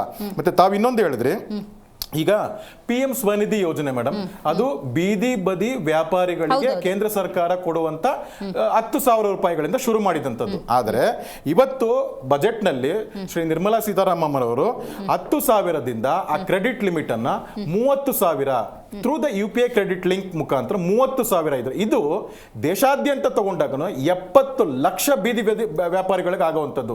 ನೀವು ಬೆಂಗಳೂರಲ್ಲಿ ಎಲ್ಲೇ ಹೋಗಿ PM ಸ್ವನಿಧಿ ತಗೊಂಡಿರುವಂಥವ್ರು ಆಟೋಮ್ಯಾಟಿಕ್ ಆಗಿ ರಿಲೀವ್ ಆಗ್ತಾ ಇರುವಂಥದ್ದು. ಇದನ್ನ ತೀರಾ ಮಿಡಲ್ ಕ್ಲಾಸ್ ನ ಟಚ್ ಮಾಡುವಂಥದ್ದು, ಇದು ಮಾಡುವಂಥದ್ದು ಇನ್ಯಾರು ಮಾಡ್ತಾರೆ ಮೇಡಮ್ ಅದಲ್ಲಿ. ಆಮೇಲೆ ನಾವು ಹೇಳುವಂಥದ್ದು reform is a fuel, you have to do the reforms to ಇದಂತ. ಇದರಲ್ಲಿ ಏನ್ ಬರುತ್ತೆ ಅಂತಂದ್ರೆ ನೋಡಿ, ಪೋಷನ್ ಸ್ಕೀಮ್ ಹೇಳಿದ್ರು ಇವರು ಇವಾಗ ಕರ್ನಾಟಕದಲ್ಲಿ ಕೇಂದ್ರ ಸರ್ಕಾರ ಪ್ರಾಯೋಜಿತವಾದ 6 ಯೋಜನೆಗಳಿದೆ ಮೇಡಮ್ ಮಹಿಳೆಯರಿಗೆ ಆರೋಗ್ಯ ಸಂಬಂಧಪಟ್ಟಂತೆ. ಅದರಲ್ಲಿ ಪೋಷನ್ ಸ್ಕೀಮು ಇದೆ. ಇವ್ರು ಸರಿಯಾಗಿ ಯುಟಿಲೈಸೇಷನ್ಸ್ ಮಾಡ್ಕೊಳ್ದಿರಾ ಬಾಣಂತಿಯರ ಸಾವಾಗ್ಬೋದು, ಇಂದ್ರಧನುಷ್ ಮೆಡಿಸಿನ್ಸ್ ಆಗ್ಬೋದು, ಅವ್ರಿಗೆ ಬೇಕಾದಂಥದ್ದು ಇದು ಕೇಂದ್ರ ಸರ್ಕಾರ ಪ್ರಾಯೋಜಿತ. ಇದು ಸರಿಯಾಗಿ ಯುಟಿಲೈಸೇಷನ್ ಮಾಡ್ತಾ ಇಲ್ಲ. ಈವನ್ ಇಲ್ಲಿವರೆಗೂ ಕೇಂದ್ರ ಸರ್ಕಾರ ಕೊಟ್ಟಿದ್ದಂತ ಇದರಲ್ಲಿ ಮೋರ್ ದೆನ್ 40 to 45% ಯುಟಿಲೈಸೇಷನ್ಸ್ ಆಗ್ಲೇ ಇಲ್ಲ, ಹಾಗೆ ಉಳಿದಿರುವಂತದ್ದು. ಇದನ್ನ ಯಾರು ಪ್ರಶ್ನೆ ಮಾಡ್ತಾರೆ? ಇದನ್ನ ನಾವು ಪ್ರಶ್ನೆ ಮಾಡ್ತಾ ಇರೋದು, ಇದನ್ನ ನಾವು ಪ್ರಶ್ನೆ ಮಾಡುವಂತದ್ದು. ಕೇಂದ್ರ ಸರ್ಕಾರದ ಜೊತೆಗೆ ಸಂಘರ್ಷಕ್ಕೆ ಹೋಗಬೇಡಿ. ಅವ್ರು ಕೊಟ್ಟಿರುವಂತ ಇದಕ್ಕೆ ಯುಟಿಲೈಸೇಷನ್ ಸರ್ಟಿಫಿಕೇಟ್ ಕೊಡ್ತೀರಾ, ಫಂಡ್ಸ್ ಹೇಗೆ ರಿಲೀಸ್ ಮಾಡ್ತಾರೆ ಮೇಡಮ್? ನೀವು ಯುಟಿಲೈಸ್ ಮಾಡಿರ್ಬೇಕಲ್ವಾ? ಅದಿಲ್ಲ. ಮತ್ತೆ ಇನ್ನೊಂದೇನು ಅಂತಂದ್ರೆ ಭಾರತ್ ನೆಟ್ ಮೇಡಮ್, ಇದೊಂದು ಇಂಪಾರ್ಟೆಂಟ್. ಇದು ಭಾರತ್ ನೆಟ್ ಏನಂದ್ರೆ ಭಾರತ 5G ನೆಟ್ವರ್ಕ್ನಲ್ಲಿ ಏನಿದೆ, PTN ಅಂತ BT ಅಂತ ಏನು ನೆಟ್ವರ್ಕ್ನಲ್ಲಿ all secondary education schools all over India ಭಾರತದಾದ್ಯಂತ ಮತ್ತೆ ಪ್ರೈಮರಿ ಹೆಲ್ತ್ ಸೆಂಟರ್ಸ್ನ ಕನೆಕ್ಟ್ ಮಾಡುವಂಥದ್ದು. So digital today data is informations. Through the digital ಕ್ರಾಂತಿ ಮುಖಾಂತರ ಜನರಿಗೆ ಆ ಒಂದು ಡೇಟಾನ ತಲುಪಿಸೋ ಮುಖಾಂತರ ಕೇಂದ್ರ ಸರ್ಕಾರದಾಗ್ಬೋದು, ರಾಜ್ಯ ಸರ್ಕಾರದಾಗ್ಬೋದು ಯೋಜನೆಗಳನ್ನು ತಲುಪಿಸುವಂಥದ್ದು. ದಿಸ್ ಇಸ್ ನಾಟ್ ದ ಒಂಥರ ಕ್ರಾಂತಿಕಾರಕ ಬದಲಾವಣೆ ಅಲ್ವಾ? ಇದನ್ನ ಕಾಣಿಸಲ್ವ ಅವ್ರಿಗೆ? ನಾನು ಹೇಳ್ತಾ ಇರೋದೇನಂದ್ರೆ, ನಿಮಗೆ ಸ್ವಾಗತ ಮಾಡೋಕ್ಕೂ ಇಷ್ಟ ಇಲ್ಲ, ಅಲ್ಲಿ ಒಳ್ಳೇದಾಗಿದೆ ಅದನ್ನ ಅರಗಿಸ್ಕೊಳ್ಳೋಕ್ಕೂ ಇಷ್ಟ ಇಲ್ಲ, ಮತ್ತೇನೇನು ಹುಡುಕ್ತಾ ಇದ್ದೀರಾ ನೀವು? ಏನು ಹುಡುಕ್ತಾ ಇದ್ದೀರಾ? ಸಾಧನೆ ಅನ್ನೋದಕ್ಕೆ ಏನು ಹೇಳ್ತೀರಿ ಮೇಡಮ್? ಸಾಲದಂದಾಗ ಸರ್ ಹೇಳ್ತಾ ಇದ್ದಾಗ capital expenditure, whatever it is spend it on the capital expenditure. National highways NDA ಬಂದ ಮೇಲಿಂದ more than 10,000 kilometres of national highways is planned and more than 100 ಬೇರೆ ಏನಂತಾರೆ ಇನ್ಫ್ರಾಸ್ಟ್ರಕ್ಚರ್ಸ್ ಇಸ್ ಪ್ಲಾನ್ಡ್. ನೀವೇನ್ ಮಾಡಿದ್ದೀರಾ? Madam ನೀವು ಇನ್ಫ್ರಾಸ್ಟ್ರಕ್ಚರ್ಗೆ ಹಾಕಿರುವಂಥದ್ದು ಯಾವುದಾದ್ರೂ ಯೋಜನೆ ಕಳೆದ 2 ವರ್ಷಗಳಿಂದ ಹೇಳಿರುವಂಥದ್ದನ್ನ ತಿಳಿಸಿ ಮೇಡಮ್. ನಾವು ಹೇಳ್ಬೋದು ಉದ್ದಗಲಕ್ಕೂ ರಾಷ್ಟ್ರದ ಉದ್ದಗಲಕ್ಕೂ ಅಂದಾಗ ಅದು ಶಿಪ್ಪಿಂಗ್ ಯಾರ್ಡ್ಸ್ ಆಗ್ಬೋದು, ನ್ಯಾಷನಲ್ ಹೈವೇಸ್ ಆಗ್ಬೋದು, ಗ್ರೀನ್ ಫೀಲ್ಡ್ ಏರ್ಪೋರ್ಟ್ಸ್ ಆಗ್ಬೋದು, ಟೆಕ್ನಾಲಜಿದ್ ಆಗ್ಬೋದು. ಆಮೇಲೆ ಇವತ್ತು ನಾವೇನು ಟೆಕ್ನಾಲಜಿ ಮುಖಾಂತರ ಮುಂದುವರಿತಾ ಇದ್ದೀವಿ, ಆರ್ಟಿಫಿಷಿಯಲ್ ಇಂಟೆಲಿಜೆನ್ಸಿ ಮುಖಾಂತರ, the government has seen that ಮುಂದಿನ ಅದು ಏನು ಟೆಕ್ನಾಲಜಿಗೆ ಇದಕ್ಕಾಗುತ್ತೆ ಅದಕ್ಕೆ ತಯಾರು ಮಾಡುವಂತ ಇದನ್ನ ಏನಂತಾರೆ ಮ್ಯಾನ್ ಪವರ್ನ ಅದು ಇದು ಮಾಡ್ತಾ ಇದೆ. ಅದಕ್ಕೂ ನಾವು ಯೋಚನೆ ಮಾಡ್ತಾ ಇದೀವಿ. ಸೊ ಇಲ್ಲಿ ನಾವು ಒಂದೇ ಹೇಳುದು, ರಾಮಲಿಂಗಾರೆಡ್ಡಿ ಅವ್ರು ತುಂಬಾ ಹೇಳ್ತಾರೆ, ನಾವು ಅವ್ರಿಗೆ ಒಂದೇ ಒಂದು ಕೇಳುವಂಥದ್ದು, ನೀವೇ ಹೇಳಿದ್ರಲ್ಲಪ್ಪ ಏನು ಸಾರಿಗೆ ಇಲಾಖೆ 4 ವಿಭಾಗಗಳು ದೊಡ್ಡ ಪಂಟದಲ್ಲಿ ಇದಾಗಿದೆ ಅಂತ, ಲಾಭ ಪಡಿಸಿದೆ ಅಂತ. ಎಲ್ಲೋಯ್ತು ಲಾಭ? ಇವತ್ತು ಯಾಕೆ ಇನ್ಕ್ರೀಸ್ ಮಾಡಿದ್ರಿ ದುಡ್ಡನ್ನ? ಇದನ್ನ ಮತ್ತೆ ಕೇಂದ್ರ ಸರ್ಕಾರದ್ದು GST ನಲ್ಲಿ 50% ಫಸ್ಟೇ ಬಂದ್ಬಿಡುತ್ತೆ, ಸ್ಟೇಟ್ GST ನಲ್ಲಿ 22% ಬರುತ್ತೆ, ಕೇಂದ್ರ ಪ್ರಾಯೋಜಿತ ಇದರಲ್ಲಿ 8% ಬರುತ್ತೆ. ಸೊ ಆಲ್ಮೋಸ್ಟ್ 70% ಇಲ್ಲೇ ರಾಜ್ಯಕ್ಕೆ ಬರಬೇಕಾದಾಗ ನೀವು ಯಾಕೆ ಇದು ಮಾಡ್ತಾ ಇದ್ದೀರಾ? ರಿಷಿಕ್ ಅವರೇ, ಎಷ್ಟರ ಮಟ್ಟಿಗೆ ಟೀಕೆಗಳು ಬರ್ತವೆ ಅಂತ ಹೇಳಿದ್ರೆ, ಎಷ್ಟರ ಮಟ್ಟಿಗೆ ರಾಜ್ಯದಲ್ಲಿ BJP ನಿಷ್ಕ್ರಿಯವಾಗಿದೆ, ಕೇಂದ್ರದ ಈ ಬಜೆಟ್ಗಳು ನಮಗೆ ತಲುಪೋದಿಲ್ಲ ಅನ್ನೋದಕ್ಕೆ ಕಾಂಗ್ರೆಸ್ನವ್ರು ಕೊಡೋದು ಡಬಲ್ ಇಂಜಿನ್ ಇದ್ದಾಗಲೂ ಏನು ಪ್ರಯೋಜನ ಆಗಲಿಲ್ಲ, ಕರ್ನಾಟಕನ ಕನ್ಸಿಡರ್ ಮಾಡಲ್ಲ. ಈಗ ಕಾಂಗ್ರೆಸ್ ಇದೆ, ಹಂಗಾಗಿ ಬರ್ತಾ ಇಲ್ಲ. ಇಲ್ಲ ಮೇಡಮ್, ನೋಡಿ, ಕೆಲವೊಂದು ಬೇಸಿಕ್ ಈ ಫಂಡಮೆಂಟಲ್ಸ್ ಆಫ್ ಬಜೆಟ್ ಅಂತ ನಾವು ಅರ್ಥ ಮಾಡ್ಕೋಬೇಕಾದ್ರೆ ಕಾಂಗ್ರೆಸ್ ಅವ್ರ ಒಂಥರ ಬ್ರೈನ್ಲೆಸ್ ಆಗಿ ಮಾತಾಡ್ತಾರೆ. ನಾವು ಇಷ್ಟು ಟ್ಯಾಕ್ಸ್ ಕಟ್ಬಿಡ್ತೀವಿ, ಅಷ್ಟು ಟ್ಯಾಕ್ಸ್ ಕಟ್ಬಿಡ್ತೀವಿ ಅಂತ ಹೇಳ್ತಾರೆ. ಈಗ ಬ್ಯಾಂಗ್ಳೂರಿಂದ ನಿಮಗೆ ಮ್ಯಾಕ್ಸಿಮಮ್ ಟ್ಯಾಕ್ಸು ಸೆಂಟ್ರಲ್ ಗೌರ್ಮೆಂಟ್ಗೆ ಹೋಗ್ತಾ ಇದೆ ಅಥವಾ ಕಂಟ್ರಿಗೆ ನಾವು ಟ್ಯಾಕ್ಸ್ ಕೊಡ್ತಾ ಇದ್ದೀವಿ ಅಂತ ಹೇಳಿದ್ರೆ, ಇವ್ರು ಏನು ದಿನ ಬೆಳಗ್ಗೆ ಎದ್ಬಿಟ್ಟು ಬೆಳೆ ಬೆಳೆದ್ಬಿಟ್ಟು ಏನು ಕೊಡ್ತಾ ಇಲ್ಲ ಟ್ಯಾಕ್ಸ್. ಇವರು ಒಂದನ್ನ ಅರ್ಥ ಮಾಡ್ಕೋಬೇಕು, because of the IT companies corporate office, head office ಇಲ್ಲಿ ರಿಜಿಸ್ಟರ್ಡ್ ಆಗಿದೆ ಅನ್ನೋದಕ್ಕೋಸ್ಕರ ನಾವು ಕರ್ನಾಟಕದ ಟ್ಯಾಕ್ಸ್ ಕಲೆಕ್ಷನ್ ಇಷ್ಟು ಜಾಸ್ತಿ ಆಗ್ತಾ ಇದೆ. ಅಷ್ಟೇ ಬಿಟ್ಟರೆ from private, not from government. Exactly. ನಿಮಗೆ ಈಗ ಮ್ಯಾಕ್ಸಿಮಮ್ ನೋಡಿ, ನಮ್ಮದು IT ಎಕ್ಸ್ಪೋರ್ಟ್. ಈಗ ಇಂಡಿಯಾದಲ್ಲಿ ಟೋಟಲ್ ಏನು ಟ್ಯಾಕ್ಸ್ ಕಲೆಕ್ಷನ್ ಆಗುತ್ತೆ ಅಂತ ಹೇಳ್ತೀವಿ, ಅದರಲ್ಲಿ ಬ್ಯಾಂಗ್ಳೂರಿಂದ ಎಷ್ಟು ಟ್ಯಾಕ್ಸ್ ಕಲೆಕ್ಷನ್ ಆಗುತ್ತೆ ಅಥವಾ ಕರ್ನಾಟಕದಿಂದ ಎಷ್ಟು ಟ್ಯಾಕ್ಸ್ ಕಲೆಕ್ಷನ್ ಆಗುತ್ತೆ ಅಂತ ನೋಡಿದಾಗ ನಾವು ನಿಮಗೆ ಇಲ್ಲಿ ಫಾರ್ ಎಕ್ಸಾಂಪಲ್ ಇನ್ಫೋಸಿಸ್ ಅಂತ ಇಟ್ಕೊಳ್ಳಿ, ಅವ್ರದ್ದು ಕಾರ್ಪೊರೇಟ್ ಆಫೀಸ್ ಇಲ್ಲಿ ರಿಜಿಸ್ಟರ್ಡ್ ಆಗಿರುತ್ತೆ. ಸೊ ನೀವು ಇವ್ರು ಏನೇ ಎಕ್ಸ್ಪೋರ್ಟ್ ಮಾಡಿದ್ರು ಏನೇ ಒಂದು ಟ್ಯಾಕ್ಸ್ ಇಂಡಿಯಾಗೆ ಬರುತ್ತೆ ಅಥವಾ ಕರ್ನಾಟಕಕ್ಕೆ ಬರುತ್ತೆ ಅಂತಂದ್ರು, that is because of the IT major ಆಗಿರುವಂಥದ್ದು.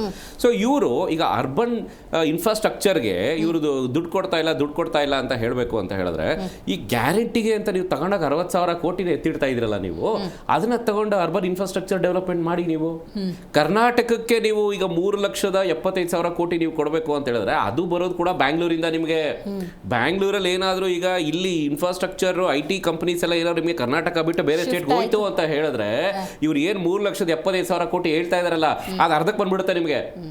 So that is the worry. ಈಗ ಏನಾಗ್ತಾ ಇದೆ ನಿಮಗೆ, ಹೈದರಾಬಾದ್ ದೇ ಆರ್ ಅಟ್ರಾಕ್ಟಿಂಗ್, ನಿಮಗೆ ಈಗ ಗೂಗಲ್ ಅವರು ಒಂದು 1,50,000 ಸ್ಕ್ವೇರ್ ಫೀಟ್ ಜಾಗ ಅಲ್ಲಿ ತಗೊಂಡು ಹೋಗ್ತಾ ಇದ್ದಾರೆ. ಬೇರೆ ಬೇರೆ IT ಕಂಪ್ನೀಸ್ ಎಲ್ಲ ರೀಲೊಕೇಟ್ ಆಗ್ತಾ ಇದೆ.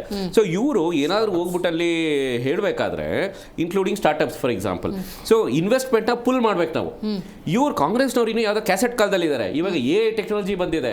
ಸೊ ಇವಾಗ ಇವರು ನಿಮಗೆ 1,50,000 ಕೋಟಿಯಷ್ಟು ಇಂಟ್ರೆಸ್ಟ್ ಫ್ರೀ ನಿಮಗೆ ಡೆವಲಪ್ಮೆಂಟ್ ನಾವು ಕೊಡ್ತೀವಿ ಅಂತ ಹೇಳ್ತಾ ಇದ್ದಾರೆ. ಇವ್ರಿಗೆ ಹೋಗ್ಬಿಟ್ಟು ಅಲ್ಲಿ ಕೇಳಕ್ ತಾಕತ್ತಿಲ್ಲ ಇವ್ರಿಗೆ. ಇವ್ರು ಹೋಗ್ಬಿಟ್ಟು ಸೆಂಟ್ರಲ್ ಹೇಳ್ಬೋದಲ್ವಾ, ನಾನು ಬ್ಯಾಂಗ್ಳೂರ್ನ ಸ್ಮಾರ್ಟ್ ಸಿಟಿ ಮಾಡ್ತಾ ಇದೀವಪ್ಪ, ಅಥವಾ ಅರ್ಬನ್ ಡೆವಲಪ್ಮೆಂಟ್ ಇಷ್ಟು ನಮಗೆ ರಿಕ್ವೈರ್ಮೆಂಟ್ ಇದೆ ಅಂತ ಹೋಗ್ಬಿಟ್ಟು ಕೇಳಿ. ಇವರು ಯಾಕೆ ಸೆಂಟ್ರಲ್ ಗೌರ್ಮೆಂಟ್ ಕೊಡೋದಿಲ್ಲ? ಯಾಕೆಂದ್ರೆ ನಿಮಗೆ ಕೊಟ್ಟರೆ ನೀವು ಮಾಡ್ಕೊಂಡಿರೋ ಸಾಲ ಇದೆಯಲ್ಲ, ಗ್ಯಾರಂಟಿ ಸಾಲ, ಸೊ ಇಲ್ಲೆಲ್ಲ ತಗೊಂಡಾಗ ಅಲ್ಲ ಹಾಕೊಳ್ತೀರಾ ನೀವು ಅಂತ ಅಂದ್ಬಿಟ್ಟು they don't trust Karnataka government. ಈಗ ನೀವು ಮೆಟ್ರೋ ಅಂತ ಹೇಳಿದ್ವಿ, ಅಫ್ಕೋರ್ಸ್ ಮಾಡಲೇಬೇಕು. I personally have lived in major metro cities in the world. ನಿಮಗೆ transportation is the biggest thing. ನಿಮಗೆ ಪಬ್ಲಿಕ್ ಟ್ರಾನ್ಸ್ಪೋರ್ಟ್ ಎಸ್ಪೆಷಲಿ ನೀವು ಬ್ಯಾಂಗ್ಳೂರ್ ಇನ್ಫ್ರಾಸ್ಟ್ರಕ್ಚರ್ ಅಂತ ತಗೊಂಡಾಗ ಹಳೇ 20-30 ವರ್ಷದಿಂದ ನಿಮ್ಗೆ ಏನಿತ್ತು ಅದೇ ಬಿಟ್ರೆ ಇವ್ರು ಹೊಸ್ದಾಗಿ ಏನು ಮಾಡಿದ್ದಾರೆ, ಏನು ಎಕ್ಸ್ಪೆಂಡಿಚರ್ ಏನು ತೋರಿಸ್ಬೇಕಲ್ವಾ? ಇನ್ನು ಇವರು ಇನ್ನೊಂದು ಕಮೆಂಟ್ ಮಾಡ್ತಾ ಇದ್ರು, ಸಾಲ ಮಾಡಿದ್ದಾರೆ ಅಂತ. ಅಲ್ಲ ಸ್ವಾಮಿ, ಸಾಲ ಮಾಡಿದಾಗ ನನಗೆ ಕಣ್ಣು ಕಾಣಿಸೋ ಹತ್ರ ಏನಾದ್ರು ಒಂದು ಅಸೆಟ್ ಕ್ರಿಯೇಷನ್ ಆಗಿದ್ರೆ ನಾನು ಅಸೆಟ್ಸ್ ಮೇಲೆ ಸಾಲ ಮಾಡಿದ್ದೀನಿ.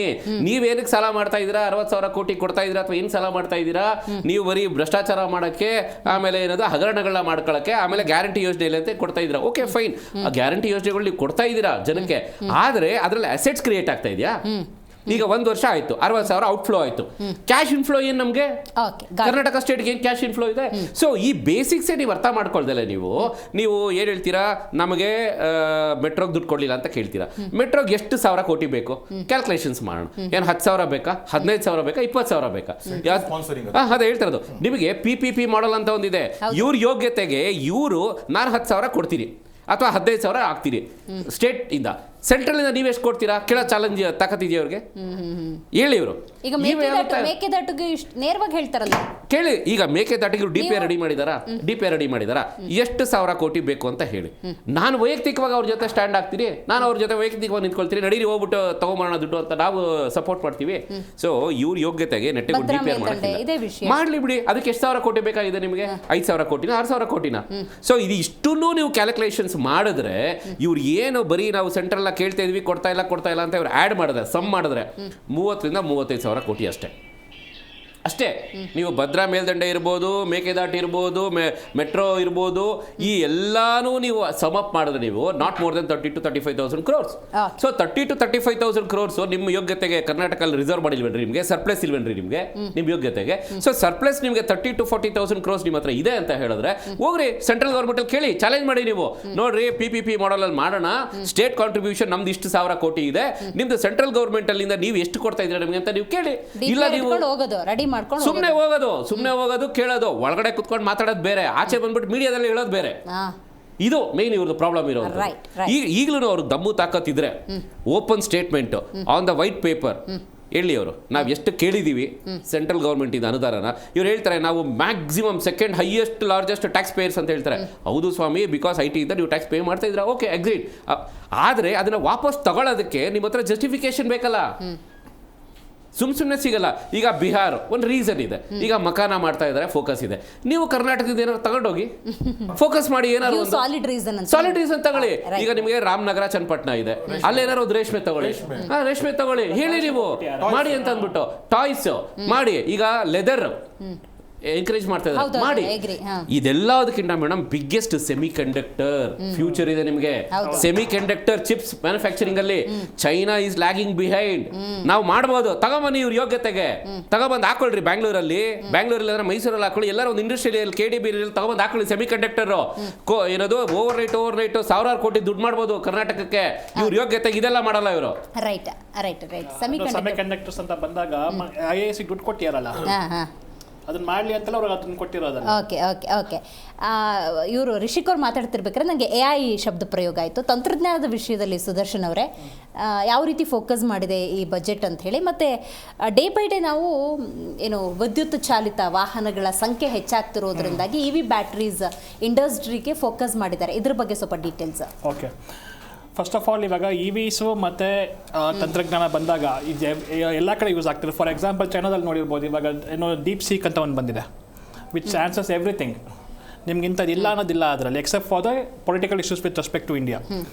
ಸೊ ಅಲ್ಲೇನಾಗಿದೆ ಅಂತಂದರೆ India want something which is home ground with respect to AI. So ಅದಕ್ಕೆ ಅವ್ರು IISc ಅಂತೇಳಿ ವಿತ್ ಸ್ಪೆಸಿಫಿಕ್ ಆಗಿ ಇದಕ್ಕೆ ಅಂತ ಅವ್ರು ಅನುದಾನ ಕೊಟ್ಟಿರೋದು. ಏನು IISc because the brains are in Bangalore. The brains are in Bangalore. So let us use the money on that.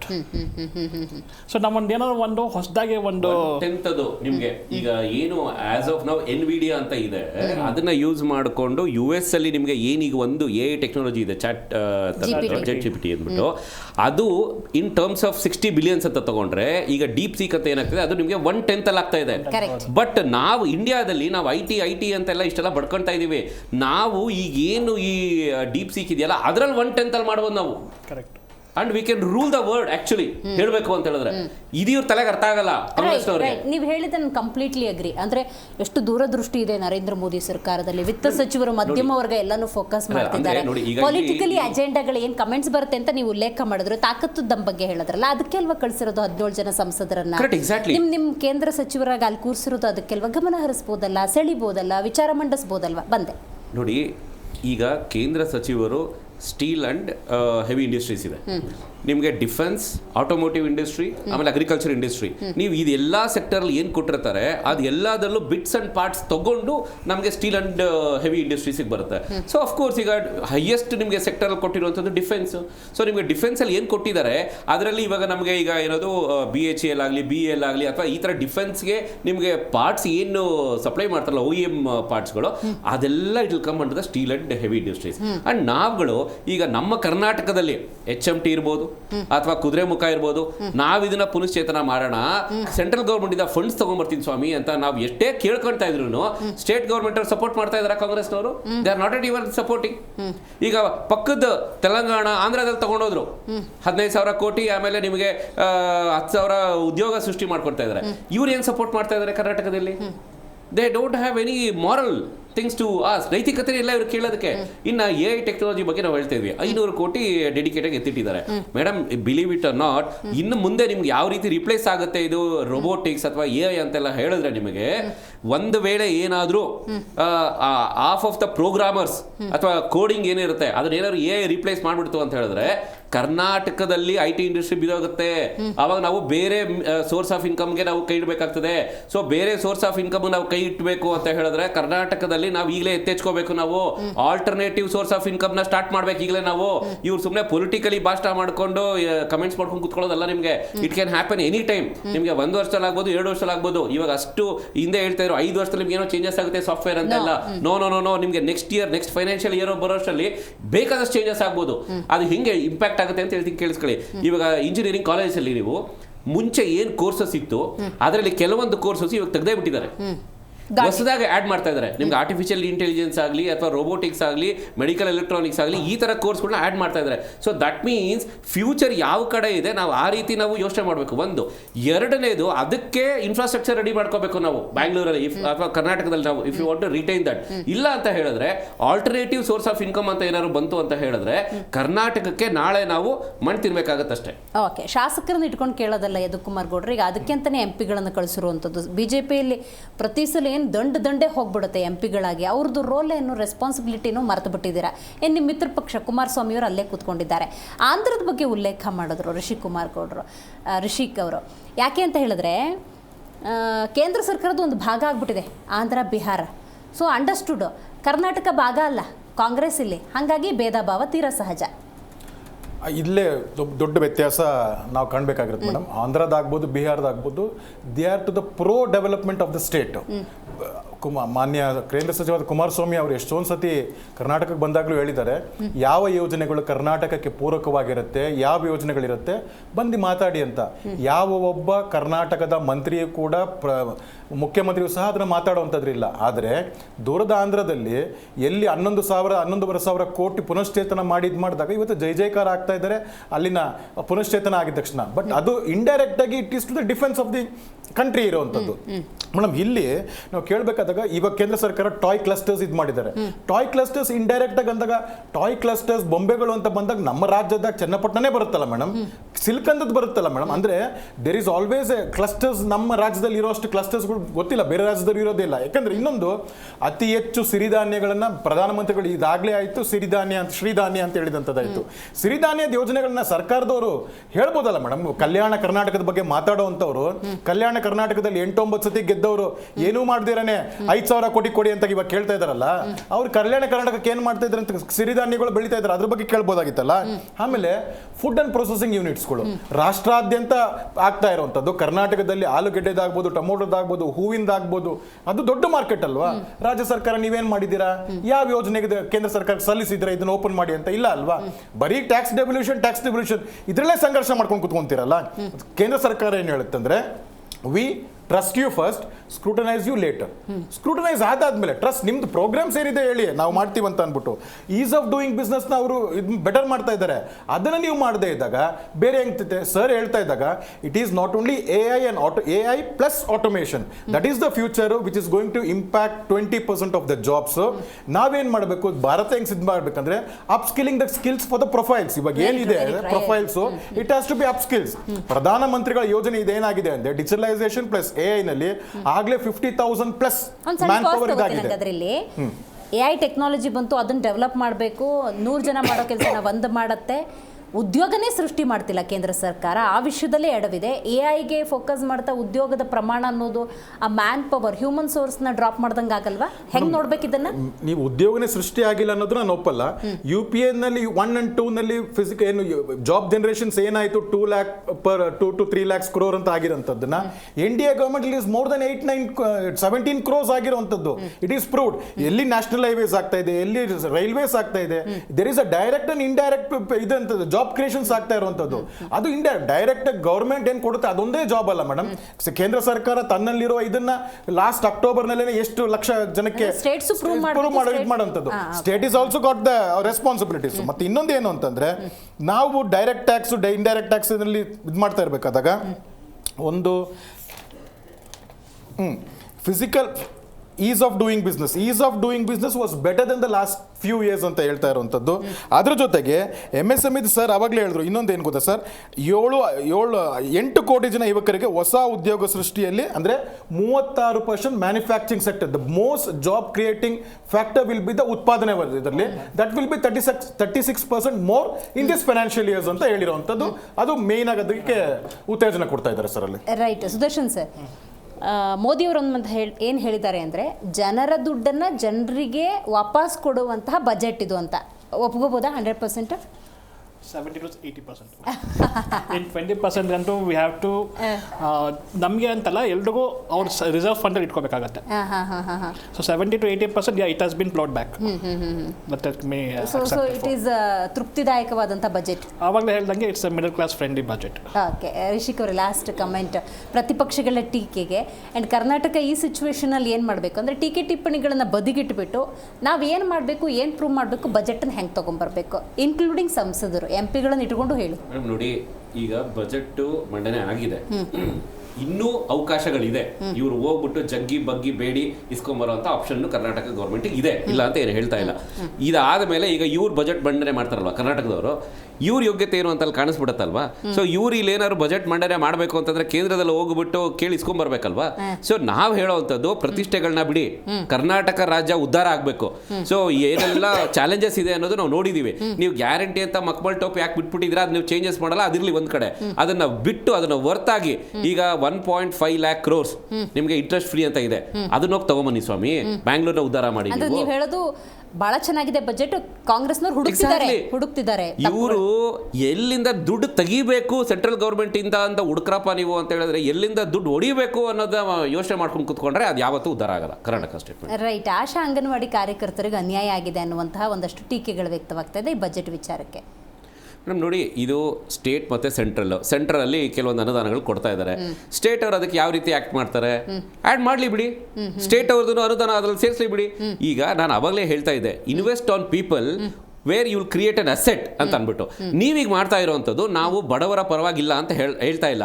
ಯಾವ ರೀತಿ ಯಾರಿಗೆ ನೀವು ಗ್ಯಾರಂಟಿ ಕೊಡಬೇಕು ಅಂತ ಏನು ಹೇಳಿ ಹೋಗ್ತಾ ಇದ್ದೀರೋ ಅದರ ಬದಲು ಶಕ್ತಿ ತುಂಬ್ರಪ್ಪ, ಶಕ್ತಿ ತುಂಬಿದ್ರೆ ನೀವು ಇವತ್ತು ಶಕ್ತಿ ತುಂಬಿದ್ರೆ ಅವ್ರು ಅಸೆಟ್ಸ್ ಆಗ್ತಾರೆ. ಅವ್ರಿಗೆ ಒಂದು ದುಡಿಯುವಂತ ಕೆಲಸ ಮಾಡ್ಕೊಂಡ್ ಕೊಡಿ, ಅಥವಾ ಅವ್ರಿಗೆ ಏನಾದ್ರು ಒಂದು ಅಸೆಟ್ ಕ್ರಿಯೇಷನ್ ಮಾಡ್ಕೊಡಿ. ನೀವು ಯಾವುದೋ ಒಂದು ತರಬೇತಿ ಕೊಡ್ತೀರಾ ಅಂತ ತಿಳ್ಕೊಳ್ಳಿ, ಅದರಿಂದ ಅವ್ರು ಇನ್ನೂ 10 ವರ್ಷ ದುಡ್ಕೊಂಡು ತಿಂತಾರೆ. ಬಟ್ ನೀವು ಮಾಡ್ತಾ ಇರೋದೇನು, ಫ್ರೀಯಾಗಿ ತಗೊಂಡೋಗಿ ಯಾರಿಗೋ ಕೊಡ್ತೀವಿ, ಅವ್ರು ತಿಂದ್ರು ಮುಗಿದ್ರು ಅನ್ನೋ ಹತ್ರ ಆಗ್ತಾ ಇದೆ. ಹೇಳಿದ ಪಾಯಿಂಟಿಗೆ ಬರ್ತೀನಿ. ಸ್ಕಿಲ್ ಅಂದ್ರೆ ಇಟ್ ಈಸ್ ಸದ್ಯಕ್ಕೆ ಈಗಲೂ ಕೂಡ ನಮ್ದು ಹೆಂಗಿದೆ ಅಂತ ಹೇಳಿದ್ರೆ ಸ್ಕಿಲ್ ಓರಿಯೆಂಟೆಡ್ ಏನೋ ಕೆಲವೊಂದು ಟ್ರೈನಿಂಗ್ ಕೊಡ್ತಾರೆ ಅಂದ್ರೆ ಇನ್ನು ಬೇಸಿಕ್ ಫಂಡಮೆಂಟಲ್ಸ್ ಅಲ್ಲಿ ಇದ್ದಾರೆ. ಕಂಪ್ಯೂಟರಲ್ಲಿ ಕಮ್ಯುನಿಕೇಶನ್ ಅಂದ್ರೆ ಜಸ್ಟ್ ಹಿಂಗಾಗಿದೆ ನಿಮ್ಗೆ ಇಲ್ಲದ್ರೆ 2 ಎಕ್ಸ್ಟ್ರೀಮು. ಕರ್ನಾಟಕ ಅಥವಾ ಬ್ಯಾಂಗ್ಳೂರ್ IT ಕ್ಯಾಪಿಟಲ್ ಅಂತ ನಾವು ಹೇಳ್ತೀವಲ್ವಾ, ಒಂದು ಜನ they are overly extremely talented IT smart people. ಇನ್ನೊಂದು ಎಕ್ಸ್ಟ್ರೀಮ್ ಜನ ಹಿಂಗೆ ಅಂತಂದ್ರೆ ಇವತ್ತು ಸ್ಮಾರ್ಟ್ ಫೋನ್ ಅಂದ್ರೆ ಇದೇನಾ ಅಂತ ಕೇಳೋ ರೀತಿಲಿ ಇದೆ. ಹೌದು. ಸೊ ಇವರು ಈಗ ಸ್ಕಿಲ್ ಡೆವಲಪ್ಮೆಂಟ್ ಅಂತ ಹೇಳ್ತಾ ಇದಾರಲ್ವಾ. ಇನ್ನೊಂದು ವೆರಿ ಇಂಪಾರ್ಟೆಂಟ್ ಪಾಯಿಂಟ್ ನಾನು ಹೇಳ್ಬಿಡ್ತೀನಿ. ಕರ್ನಾಟಕದಲ್ಲಿ ಬ್ಯಾಂಗ್ಳೂರಲ್ಲಿ ಎಷ್ಟು ಜನ ಜಾಬ್ ತಗೊಳ್ತಾ ಇದ್ದಾರೆ, ಅವರು ಐ ಆಮ್ ಅಗೇನ್ಸ್ಟ್ ಅದರ್ಸ್ ಅಂತ ಏನಿಲ್ಲ, ಬಟ್ ಕನ್ನಡಿಗರನ್ನ ಬಿಟ್ಟು ಹೊರಗಡೆ ಎಷ್ಟು ಜನ ತಗೊಳ್ತಾ ಇದ್ದಾರೆ. ನೀವು ಯಾವುದೇ ಒಂದು ಸಾಫ್ಟ್ವೇರ್ ಕಂಪ್ನೀಸಲ್ಲಿ ನೋಡಿದ್ರೆ ನೀವು ಕರ್ನಾಟಕದ ಜನಕ್ಕೆ ಏನ್ರಿ ಸ್ವಾಮಿ ಮಾಡ್ತಾ ಇದ್ದೀರಾ ನೀವು? ಉತ್ತರ ಕರ್ನಾಟಕದ ಕಲ್ಯಾಣ ಕರ್ನಾಟಕ ಅವ್ರನ್ನ ಮುಗಿಸ್ಬಿಟ್ಟಿದ್ದೀರಾ, ನೀವು ಬಾಟಮಲ್ಲಿ ಇಟ್ಬಿಟ್ಟಿದ್ದೀರಾ. ನಿಮಗೆ ಕರ್ನಾಟಕದಲ್ಲೇ ನಾವೇನಾದ್ರು ತಗೊಳ್ಳೋದಾದ್ರೆ ನಿಮಗೆ ಕರಾವಳಿ, ಮಧ್ಯ ಮತ್ತೆ ಸೌತ್ ಕರ್ನಾಟಕ ಬಿಟ್ರೆ ಇನ್ನು ಬೇರೆ ಎಲ್ಲೂ ನಿಮಗೆ ಸ್ಕಿಲ್ ಡೆವಲಪ್ಮೆಂಟ್ ಆಗೇ ಇಲ್ಲ ನಿಮಗೆ. ಬಿಕಾಸ್ ಎಷ್ಟು ಕ್ರೌಡ್ ಇದೆ ನಮ್ಮಲ್ಲಿ. ಬಿಜೆಪಿ ಅವ್ರ ಪಾತ್ರನೂ ಇದೆ, JDS ಒಪ್ಕೊಳ್ತೀವಿ, ಕಾಂಗ್ರೆಸ್ ಪಾತ್ರ ನಾನು ಒಪ್ಕೊಳ್ತೀನಿ, ಇರ್ರೆಸ್ಪೆಕ್ಟಿವ್ ಆಫ್ ಇಟ್ ಒಪ್ಕೊಳ್ತೀನಿ. ಸೊ ಇದ್ರ ಮೇಲೆ ಫೋಕಸ್ ಮಾಡಿ ಕರ್ನಾಟಕ ರಾಜ್ಯ ನಾವು ಹೇಳಬೇಕು ಅಂತಂದ್ರೆ ಇಂಡಿಯಾದಲ್ಲೇ ಒಂದು ರಿಚ್ ಸ್ಟೇಟ್ ನಾವು ಹೇಳಬೇಕು ಅಂದ್ರೆ ಎಲ್ಲ ನಮ್ಮಲ್ಲಿದೆ. ಅದನ್ನ ನೀವು ದಯಮಾಡಿ ರಾಜಕೀಯ ಪಕ್ಕಕ್ಕೆ ಇಟ್ಬಿಟ್ಟು ಸೆಂಟ್ರಲ್ ಇಂದ ಏನ್ ತಗೋಬೇಕೋ ಅದನ್ನ ಗಡಗೈಡ್ಸ್ ಮಾತಾಡಿ ಈ ನಿಮ್ಮ ಬಜೆಟ್ ಕೊಡಬೇಕಾದ್ರೆ ಕರ್ನಾಟಕ ರಾಜ್ಯನ ಒಂದು ರಿಚ್ ಸ್ಟೇಟ್ ಮಾಡೋದಕ್ಕೆ ಏನ್ ಬೇಕೋ ಅಷ್ಟನ್ನು ಮಾಡಿ, ಅಷ್ಟೇ ರಿಕ್ವೆಸ್ಟ್. ಸುದರ್ಶನ್ ಅವರು, ರಶಿಕ್ ಅವರು, ಯದುಕುಮಾರ್ ಗೌಡರು ಕಾರ್ಯಕ್ರಮದಲ್ಲಿ ಭಾಗಿಯಾಗಿದ್ದಕ್ಕಾಗಿ ಧನ್ಯವಾದಗಳು. ನಿರ್ಮಲಾ ಸೀತಾರಾಮನ್ ಅವರು 8ನೇ ಬಜೆಟನ್ನು ಮಂಡಿಸಿದ್ದಾರೆ. ಮಧ್ಯಮ ವರ್ಗ ಅಥವಾ ಲೋವರ್ ಮಿಡಲ್ ಕ್ಲಾಸ್ ಅಂತ ಏನು ಕರೀತಾರೆ ಅವರಿಗೆ ಆಶಾದಾಯಕವಾಗಿದೆ ಅಂತ ಹೇಳಿ ಒಂದಷ್ಟು ಫೀಡ್ಬ್ಯಾಕ್ ಈಗಾಗಲೇ ಬಂದಿದೆ. ಬಿಕಾಸ್ ಆಫ್ ಟ್ಯಾಕ್ಸ್ ಎಕ್ಸಂಪ್ಷನ್ ಎಷ್ಟರ ಮಟ್ಟಿಗಿದೆ ಅನ್ನೋದನ್ನು ನೀವು ಈಗಾಗಲೇ ಮಾಹಿತಿಯನ್ನು ಪಡ್ಕೊಂಡಿದ್ದೀರಿ. ಏನು ಪ್ರತಿಪಕ್ಷಗಳು ಟೀಕೆಯನ್ನು ಮಾಡ್ತಾನೆ ಇದ್ದಾವೆ, ಕಾಂಗ್ರೆಸ್ ಅದನ್ನು ಆರೋಪಿಸಿದೆ. ಇದೆಲ್ಲದರ ನಡುವೆ ಈ ಬಜೆಟ್ ಮಂಡನೆ ಅಂತೂ ಆಗೋಗಿದೆ. ಇದರಿಂದ ಮುಂದಿನ ಬಾರಿಯ ಬಜೆಟ್ ಸಂದರ್ಭದಲ್ಲಿ ಅಥವಾ ನಮ್ಮ ಕರ್ನಾಟಕ ರಾಜ್ಯದ ಬಜೆಟನ್ನು ಮಂಡಿಸುವ ಸಂದರ್ಭದಲ್ಲಿ ಪ್ರೂವನ್ಗಳು ಇಂಪಾರ್ಟೆಂಟ್ ಆಗುತ್ತೆ. ನಾವೇನು ಮಾಡ್ತೀವಿ, ಹೆಂಗೆ ಮಾಡ್ತೀವಿ, ಅದಕ್ಕೆ ಅನುದಾನ ಯಾವ ರೀತಿ ಬರಬೇಕು, ಈ ನಿಟ್ಟಿನಲ್ಲಿ ಒಂದಷ್ಟು ಗಮನ ಹರಿಸಿದ್ರೆ ರಾಜ್ಯದ ಅಭಿವೃದ್ಧಿ ಅನ್ನೋದು ಸಮಗ್ರವಾಗಿ ಆಗುತ್ತೆ ಅಂತ ಹೇಳ್ತೀವಿ. ಇವತ್ತಿನ ಕಾರ್ಯಕ್ರಮವನ್ನು ಮುಗಿಸೋಣ. ನೋಡ್ತಾ ಇರಿ ಜಿ ಕನ್ನಡ ನ್ಯೂಸ್, ಸತ್ಯವೇ ಸುದ್ದಿಯ ಜೀವಾಳ.